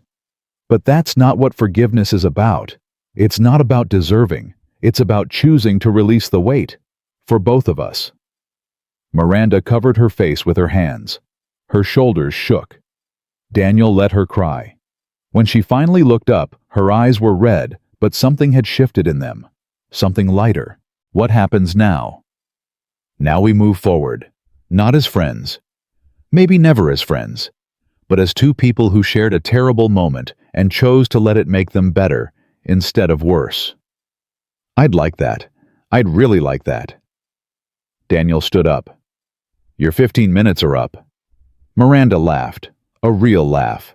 Probably the first one in 6 months. Thank you, Daniel. For everything. For the second chance. for the forgiveness, for showing me that people can be better than I thought. Thank yourself. You did the work. I just opened the door. He walked toward the exit, stopped at the threshold. Miranda? Yes. My wife had a saying. She'd tell me every morning before I left for work. It drove me crazy at first, but now I miss it more than anything. What was it? She'd say, "Be kind today. You never know whose worst day you're walking into." Miranda's face crumpled. I've been thinking about that a lot lately. About how many people's worst days I walked into without even noticing, without caring. Then notice now. Care now. That's all any of us can do. He walked out of the conference room. Robert was waiting by the elevator. How'd it go? Better than I expected. She's really trying, Daniel. I've worked with her for 15 years and I've never seen her like this. It's like she's becoming a different person. People don't become different people. They just become more of who they really are. Sometimes that means getting worse. Sometimes it means getting better. Which do you think she's doing? Daniel looked back down the hallway. Through the glass, he could see Miranda still sitting at the table. Her head was bowed, maybe crying, maybe praying, maybe just thinking. I think she's doing what all of us do, trying to figure out how to live with herself, how to make peace with the past, how to build something worth having from the wreckage of her mistakes. Is that enough? It has to be. It's all any of us have. The elevator arrived. Daniel stepped inside. The doors closed. The flight home felt different this time. Not lighter exactly, but clearer. Like something that had been stuck was finally starting to move. Daniel looked out the window at clouds rolling past. 30,000 feet up, everything looked simple, clean. The mess of human lives reduced to patterns of light and shadow on the earth below. His phone buzzed. Text from Emma. Dad, Tyler's been practicing his speech for the school presentation all week. He's driving me crazy, but also it's kind of cute. When are you coming home? Daniel smiled, typed back. Landing in 2 hours. Tell him I can't wait to hear it. He's doing it on you, BTW. On me. His speech. It's about his hero. He chose you. Daniel stared at the screen. His hero. He thought about all the times he'd felt like a failure, all the moments when grief had knocked him down and he wasn't sure he could get back up, all the nights when he'd sat alone in the dark, wondering if he was doing any of this right. And now his son was standing in front of his class, talking about how his dad was his hero. His eyes burned. Tell him I'm proud of him. Tell him I love him. I will. Love you too, Dad. Love you more. He put the phone away, looked out the window. Sarah would have loved this moment. She would have cried and laughed and made him feel like the luckiest man in the world. God, he missed her. But missing her wasn't the same as being destroyed by her absence. Not anymore. Somewhere along the way, grief had transformed into something else. Something gentler. A quiet presence rather than a screaming void. She was still with him, in the kids, in his choices, in the man he was trying to become. That was her legacy. That was what mattered. Tyler's presentation was on Friday. Daniel arrived at the school 20 minutes early, found a seat in the back of the auditorium, tried to look inconspicuous. It didn't work. Parents recognized him. Teachers whispered. A few people actually asked for photos. He smiled, shook hands, pretended it was normal. It wasn't normal. It would never be normal. But it was his life now, and he was learning to live with it. The presentation started at 2:00 p.m. Kids went one by one. Topics ranging from astronauts to athletes to historical figures. The usual elementary school fare. Tyler was 7th. He walked to the front of the room carrying index cards. His hands were shaking slightly. Daniel could see it from the back row. Hi, I'm Tyler Wright. My presentation is about my hero. He took a breath, looked at his cards, Set them down. I was going to read from my notes, but my dad always says the best words come from the heart. So I'm just going to talk. Daniel's chest tightened. My hero is my dad. Not because he's rich or famous or any of that stuff. Most people don't even know he's rich because he doesn't act like it. He still drives me to soccer practice in our old minivan. He still makes pancakes on Saturday mornings, even though he burns them sometimes. He still helps me with homework even when he doesn't understand the new math. Soft laughter from the parents. My mom died when I was really little. I don't remember her very well, but my dad talks about her all the time. He has pictures of her everywhere. He tells me stories about how they met, how they fell in love, how she used to sing me to sleep. Tyler's voice wavered. I think that's what makes him a hero. Not the big stuff, the small stuff. The way he keeps her memory alive. The way he makes sure me and my sister know how much she loved us. The way he didn't give up when everything was really hard. Daniel couldn't see clearly anymore. His vision was blurred. A few months ago, something bad happened to my dad. A lady was really mean to him in front of a lot of people. It was on the news and everything. I was so mad. I wanted to yell at her. I wanted her to get in trouble. Tyler looked toward the back of the room, found his father's face. But my dad didn't yell. He didn't try to hurt her back. Instead, he helped her. He saved her company. He saved all those people's jobs. When I asked him why, he said something I'll never forget. The room was completely silent. He said, Tyler, being strong isn't about hurting people who hurt you. It's about choosing to be kind even when it's hard. That's what your mom taught me. And that's what I want to teach you. Tyler wiped his eyes. So that's why my dad is my hero. Not because he's perfect, because he tries to be good, every day, even when nobody's watching. Even when it would be easier to be mean. He chooses kindness. And I want to be just like him when I grow up. Tyler looked at his dad. I love you, Dad. The auditorium erupted in applause. Daniel was already moving. He walked down the aisle past the other parents, past the teachers, straight to the front of the room. He pulled his son into a hug. I love you too, buddy. I love you so much. Tyler held on tight. Did I do okay? You did better than okay? You did perfect. Mom would have been proud. Daniel's voice broke. Mom would have been so proud. She is proud. Wherever she is, she's watching, and she's so proud of you. They held each other for a long moment. The applause continued. Other parents were crying now too. Teachers wiping their eyes. Even some of the kids. Daniel didn't care about any of it. He just held his son and let the moment be what it was. A gift, a grace, a reason to keep going. That night, after Tyler was asleep and Emma was in her room, Daniel sat on the back porch. The stars were out, clear and bright, the kind of night Sarah had loved. Hey, babe, he said quietly. You missed a big day. The silence was comfortable, familiar. Tyler did his presentation. He talked about me, called me his hero. Can you believe that, me, a hero? He laughed softly. I don't feel like a hero. Most days I feel like I'm just making it up as I go along. Hoping I don't screw these kids up too badly. Hoping you'd be proud of the choices I'm making. A breeze rustled the trees. I forgave her today. Miranda. I sat across from her and told her I forgive her. And you know what? It felt right. It felt like what you would have wanted me to do. He looked up at the stars. I miss you.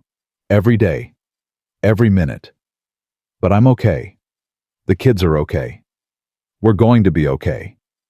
A tear rolled down his cheek. Thank you for loving me, for showing me how to be better, for giving me Emma and Tyler. Thank you for everything. The back door opened. Emma stepped out. Dad, you okay? Yeah, sweetheart. Just talking to Mom. Emma sat down beside him, leaned her head on his shoulder. I do that too sometimes. Talk to her. Yeah. Usually when I'm stressed about school, or when a boy is being dumb, or when I just miss her. What do you tell her? I tell her about my day, about Tyler's latest obsession, about how you're doing. I tell her not to worry about us because we're taking care of each other. Daniel put his arm around his daughter. You're a good kid, Emma. I learned from the best. They sat together in the darkness. Two people who'd lost everything and found a way to rebuild. Father and daughter. Survivors. Family.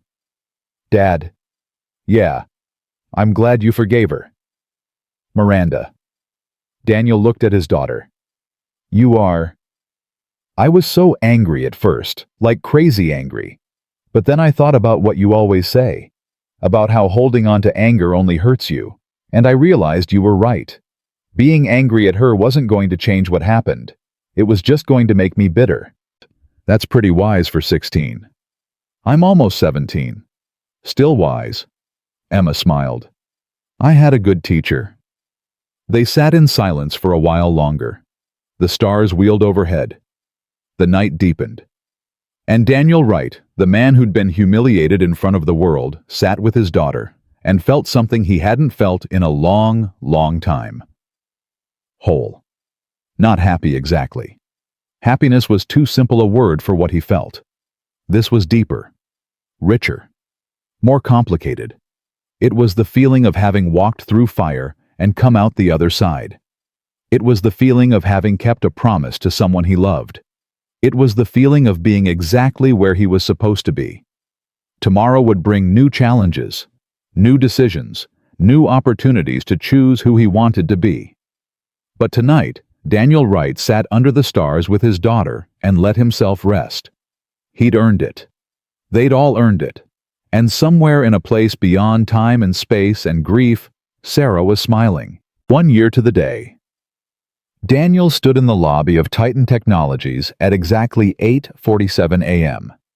The same time he'd walked in 12 months ago. The same spot where Miranda Stone had refused to shake his hand. Everything looked different now. The chrome and glass were the same, but the energy had shifted. People smiled as they walked past. Laughter echoed from somewhere down the hallway. A group of employees gathered near the coffee station, talking animatedly about something that made them all grin. This was what healthy looked like. Robert Chen appeared from the elevator. He was carrying 2 cups of coffee. Daniel, right on time. Always. Robert handed him a cup. Black, no sugar, like always. You remembered. Hard to forget. You've been here 12 times in the past year. I've memorized your coffee order, your lunch preferences, and the fact that you always check your phone at exactly 2:15 p.m. That's when Emma gets out of school. I know. That's why I memorized it. It reminds me why we do this. They walked toward the elevator together. Employees waved. Some stopped to say hello. A young woman in a blue blazer approached nervously. Mr. Wright, I'm sorry to bother you, but I just wanted to say thank you. For what? I was one of the people who almost got laid off last year. I have 2 kids. My husband lost his job 6 months before the merger. If this company had gone under... She stopped. Composed herself. You saved my family. I wanted you to know that. Daniel shook her hand. What's your name? Rebecca. Rebecca Martinez. Rebecca, I didn't save anything. You did. You and everyone else who shows up every day and does the work. I just provided the opportunity. You did the rest. Rebecca's eyes filled with tears. My daughter wants to be an engineer. She says she wants to build things that help people, just like you. Then she's already better than me. Engineers actually build things. I just write checks. Rebecca laughed, wiped her eyes. Thank you. Really. Thank you. She walked away. Robert watched her go. That happens a lot, doesn't it? More than you'd think. Does it ever get old? Daniel thought about it. No, it never gets old. It reminds me why money matters, not for what it can buy, for what it can do. They stepped into the elevator. You ready for the board meeting? Robert asked. Ready as I'll ever be. Miranda's going to be there. Daniel nodded.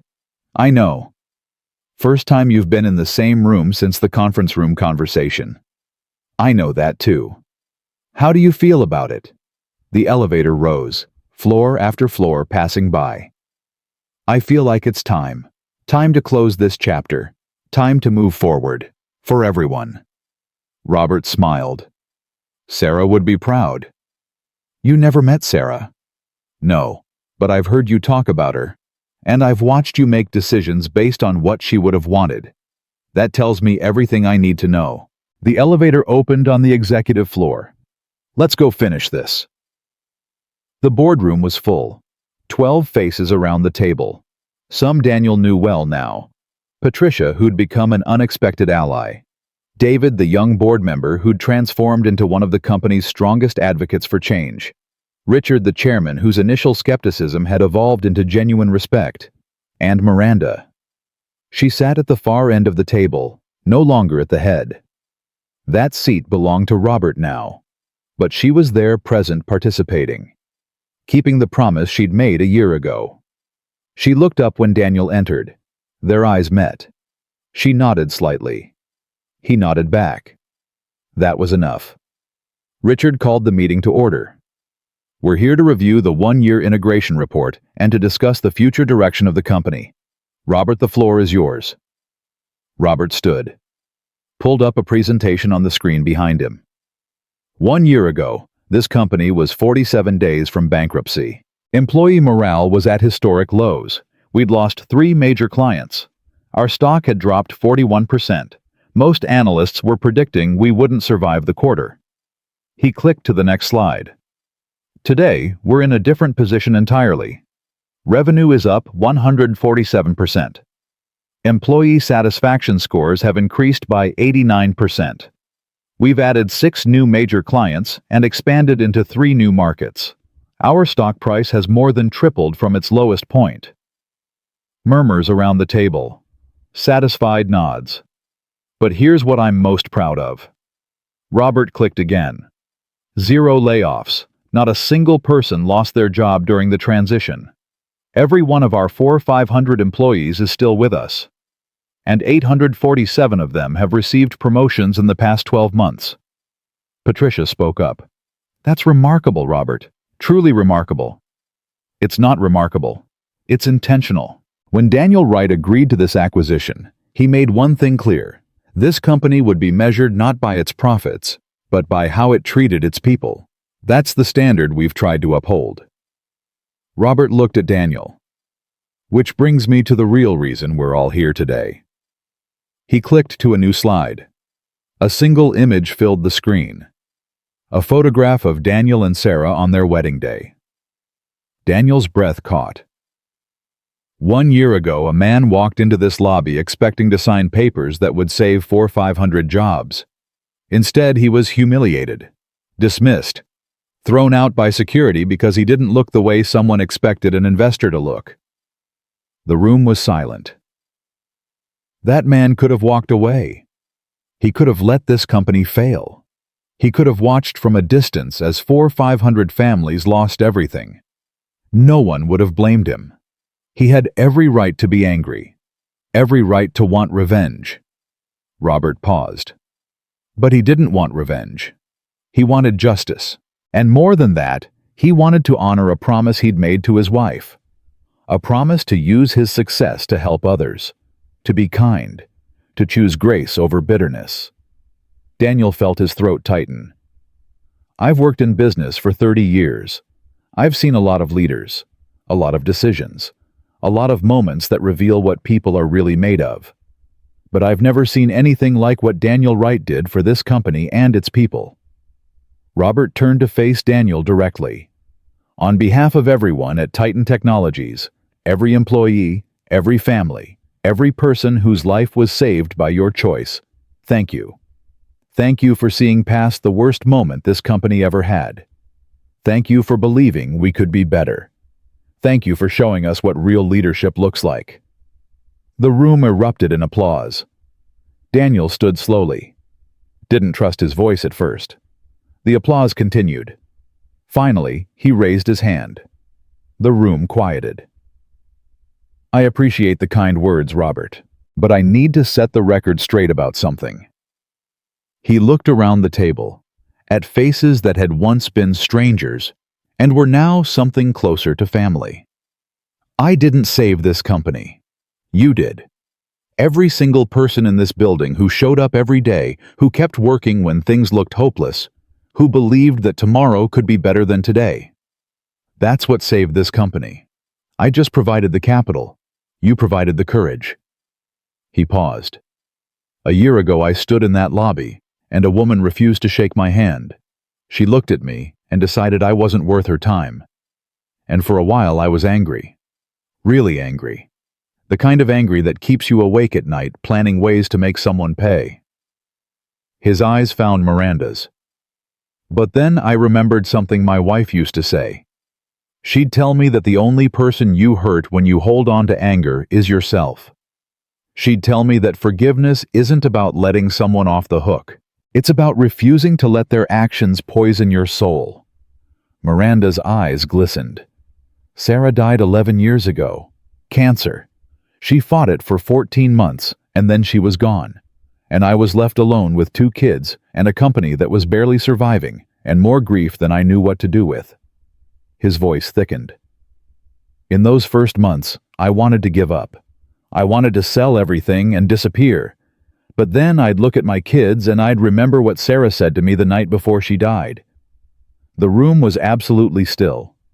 She said, "Daniel, don't let grief make you small. Let it make you bigger. Let it teach you how precious life is. Let it remind you to be kind because everyone is fighting a battle you can't see." He wiped his eyes. That's why I'm here. Not because I'm special. Not because I'm a hero. Because a woman who loved me taught me that the measure of a person isn't how they succeed. It's how they respond to failure. How they treat people who can't help them. How they choose to act when no one's watching. He looked at Miranda one more time. I forgave Miranda Stone because holding on to anger was dishonoring my wife's memory. I saved this company because 400 or 500 families deserved a chance. And I'm standing here today because every single day I try to ask myself one question: what would Sarah want me to do? He sat down. The silence stretched. Then Patricia started clapping. Then David. Then the whole room. But Daniel wasn't looking at them. He was looking at Miranda. And for the first time since that day in the lobby, she looked back without shame. Just gratitude. Just peace. After the meeting, Miranda approached him. The boardroom had emptied. Just the 2 of them now standing where everything had begun. "Daniel, can I speak with you privately?" "Of course." She took a breath. Gathered herself. "I've been working on something for the past 6 months. Something I want to show you. But I need you to come with me." "Where?" "The lobby. Where it happened." Daniel hesitated, then nodded. They walked to the elevator together, rode down in silence. When the doors opened, Daniel saw that the lobby was different than it had been that morning. Employees were gathered in a semicircle near the windows. Hundreds of them. Maybe 1,000. And in the center of the lobby where Daniel had stood when Miranda refused his handshake, something new had been installed. A bronze plaque mounted on a marble pedestal. Miranda led him toward it. The crowd parted. Daniel read the words engraved in bronze. "This plaque marks the spot where on March 15th of last year, a grave injustice occurred. A man was judged not by his character, but by his appearance. He was denied basic human dignity. He was humiliated in public for the way he dressed. That man responded not with anger, but with grace. Not with revenge, but with mercy. He saved this company and its 400 or 500 employees, not because we deserved it, but because he believed we could become better than our worst moment." This plaque stands as a permanent reminder. Every person who walks through these doors deserves respect, regardless of what they wear, regardless of what they look like, regardless of where they come from. Dignity is not negotiable. Kindness is not optional. And the true measure of this company will always be how we treat those who cannot help us. In honor of Daniel Wright, and in memory of Sarah Wright, whose legacy of love continues to change lives. Be kind today. You never know whose worst day you're walking into. Daniel couldn't speak, couldn't move. He just stared at the words. At Sarah's name carved in bronze. At her wisdom immortalized in this place where he'd been brought so low. Miranda stood beside him. "I wanted to do something permanent," she said quietly. "Something that would last longer than any of us, so that every person who ever walks through this lobby knows what happened here, and knows that it should never happen again." Daniel's tears fell freely now. "How did you know about what Sarah used to say?" "Emma told me." He looked at her sharply. "Emma? I reached out to her a few months ago. I wanted to apologize directly, to your family. She was angry at first, really angry, but we started talking, and eventually she started sharing stories about her mother, about the things Sarah believed, the values she lived by." Miranda's voice cracked. "Your daughter is remarkable, Daniel. Just like her mother. She told me that if I really wanted to honor what happened, I should find a way to keep Sarah's memory alive. Because that's what matters to your family. Not revenge, not punishment. Memory, love, legacy." Daniel looked at the plaque again. Sarah's words carved in bronze in the exact spot where he'd been humiliated. "This is—" He couldn't finish. "It's permanent," Miranda said. "Bolted into the floor. It can never be removed. Every employee who joins this company will be told this story. Every visitor who walks through will see these words. Every person who ever doubts that change is possible will have proof that it is." The employees around them had gone silent. Daniel reached out and touched the plaque, traced Sarah's name with his finger. "She would have loved this," he whispered. "She would have said it was too much. She would have been embarrassed, but secretly deep down she would have loved it." "I hoped so." Daniel turned to Miranda. "Thank you. This means more than you'll ever know. It's not enough. It will never be enough. But it's something. It's a start.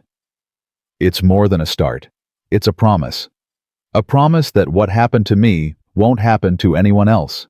Not here. Not in this building." He looked around at the employees, at the faces watching him, at the tears on some of their cheeks. "Can I say something to everyone?" Miranda nodded, stepped back. Daniel moved to stand beside the plaque, faced the crowd. "1 year ago, I walked into this lobby and was treated like I didn't matter, like I was worthless, like the clothes I wore were more important than the person wearing them." He paused. "That moment could have broken me, could have made me bitter, could have taught me that the world is cruel and the only way to survive is to be cruel back." His voice strengthened. "But that's not what happened. Instead, that moment taught me something else. It taught me that how we respond to injustice matters more than the injustice itself. It taught me that forgiveness isn't weakness. It's the ultimate strength. It taught me that one terrible moment doesn't have to define a person or a company forever." He looked at the plaque. "My wife Sarah believed that every person carries a story we can't see. She believed that kindness costs nothing but means everything. She believed that the smallest act of respect can change someone's entire day, their entire week, their entire life."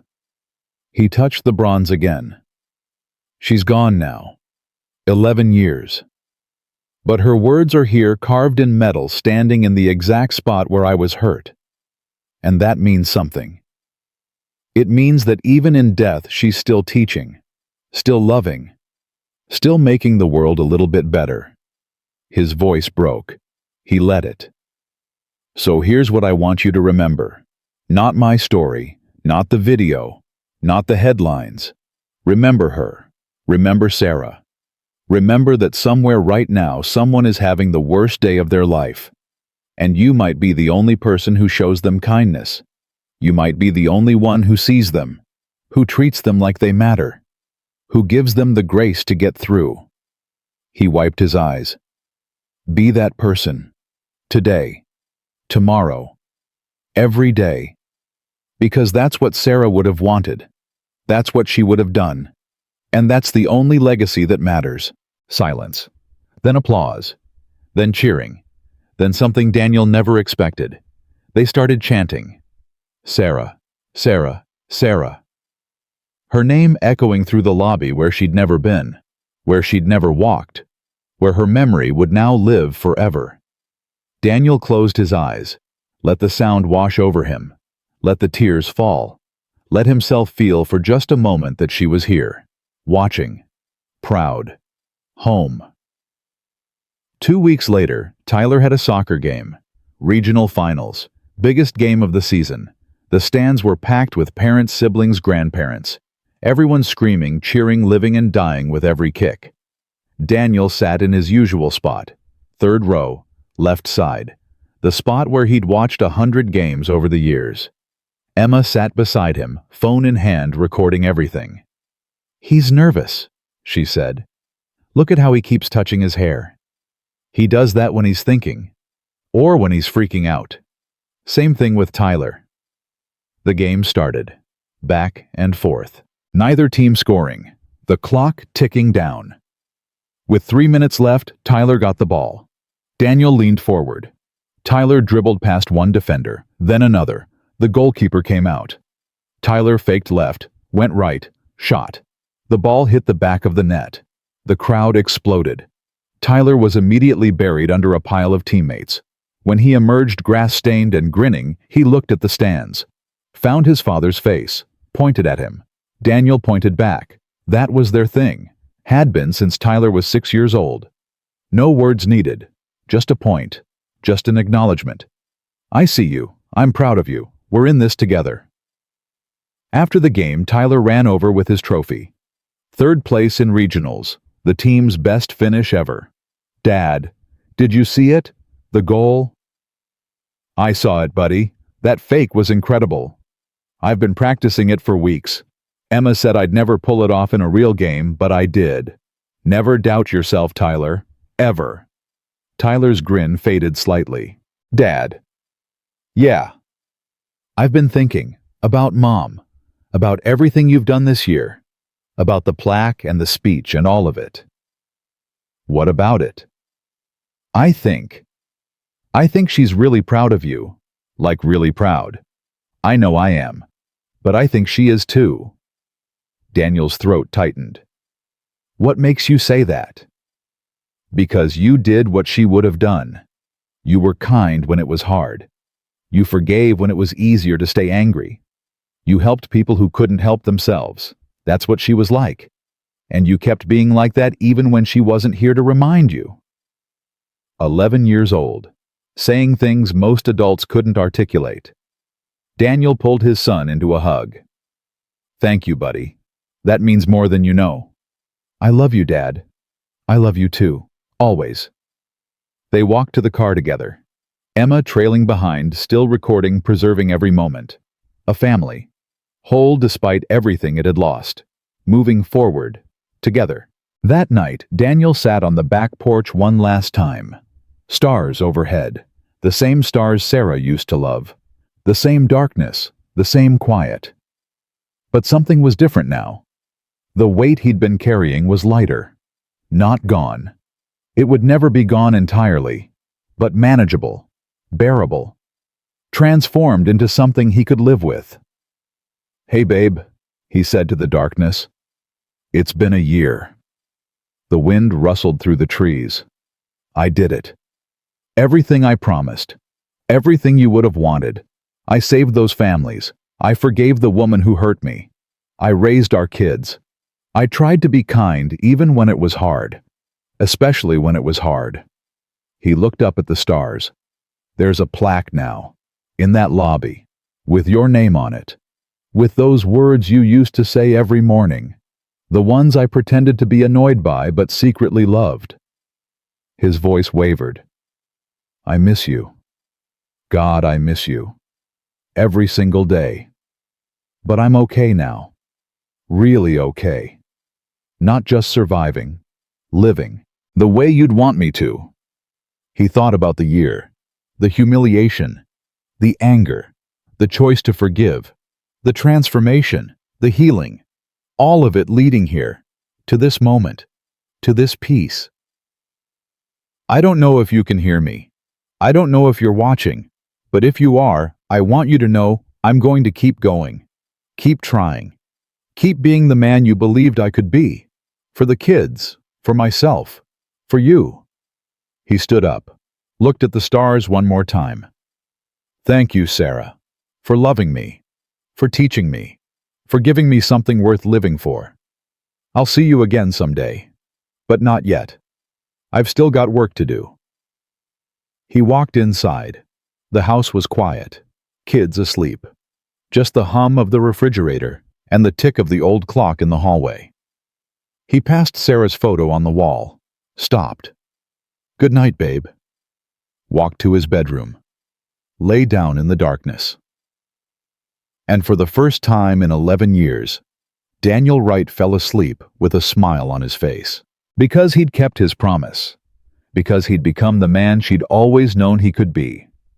Because in the end, the story wasn't about a handshake refused. It was about a love that refused to die. And that love had changed everything. Every reader who watches this video, remember the way you treat people when you think no one's watching reveals exactly who you are. Daniel Wright was humiliated by someone who saw only his clothes, not his character. But instead of revenge, he chose grace. Instead of bitterness, he chose forgiveness. Instead of destruction, he chose to build. That's the lesson. That's the legacy. That's what Sarah Wright taught her husband and what he taught the world. Be kind today. You never know whose worst day you're walking into. Comment below and tell me. Have you ever been judged unfairly for how you looked? How did you respond? And more importantly, how will you respond next time? Because the next time could change everything.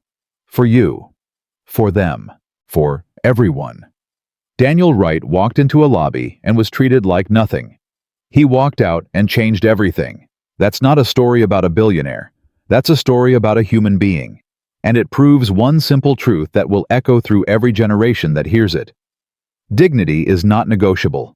Respect is not conditional. And the measure of a person will always be found not in how they treat the powerful, but in how they treat those who cannot fight back. Daniel Wright chose kindness. Now it's your turn.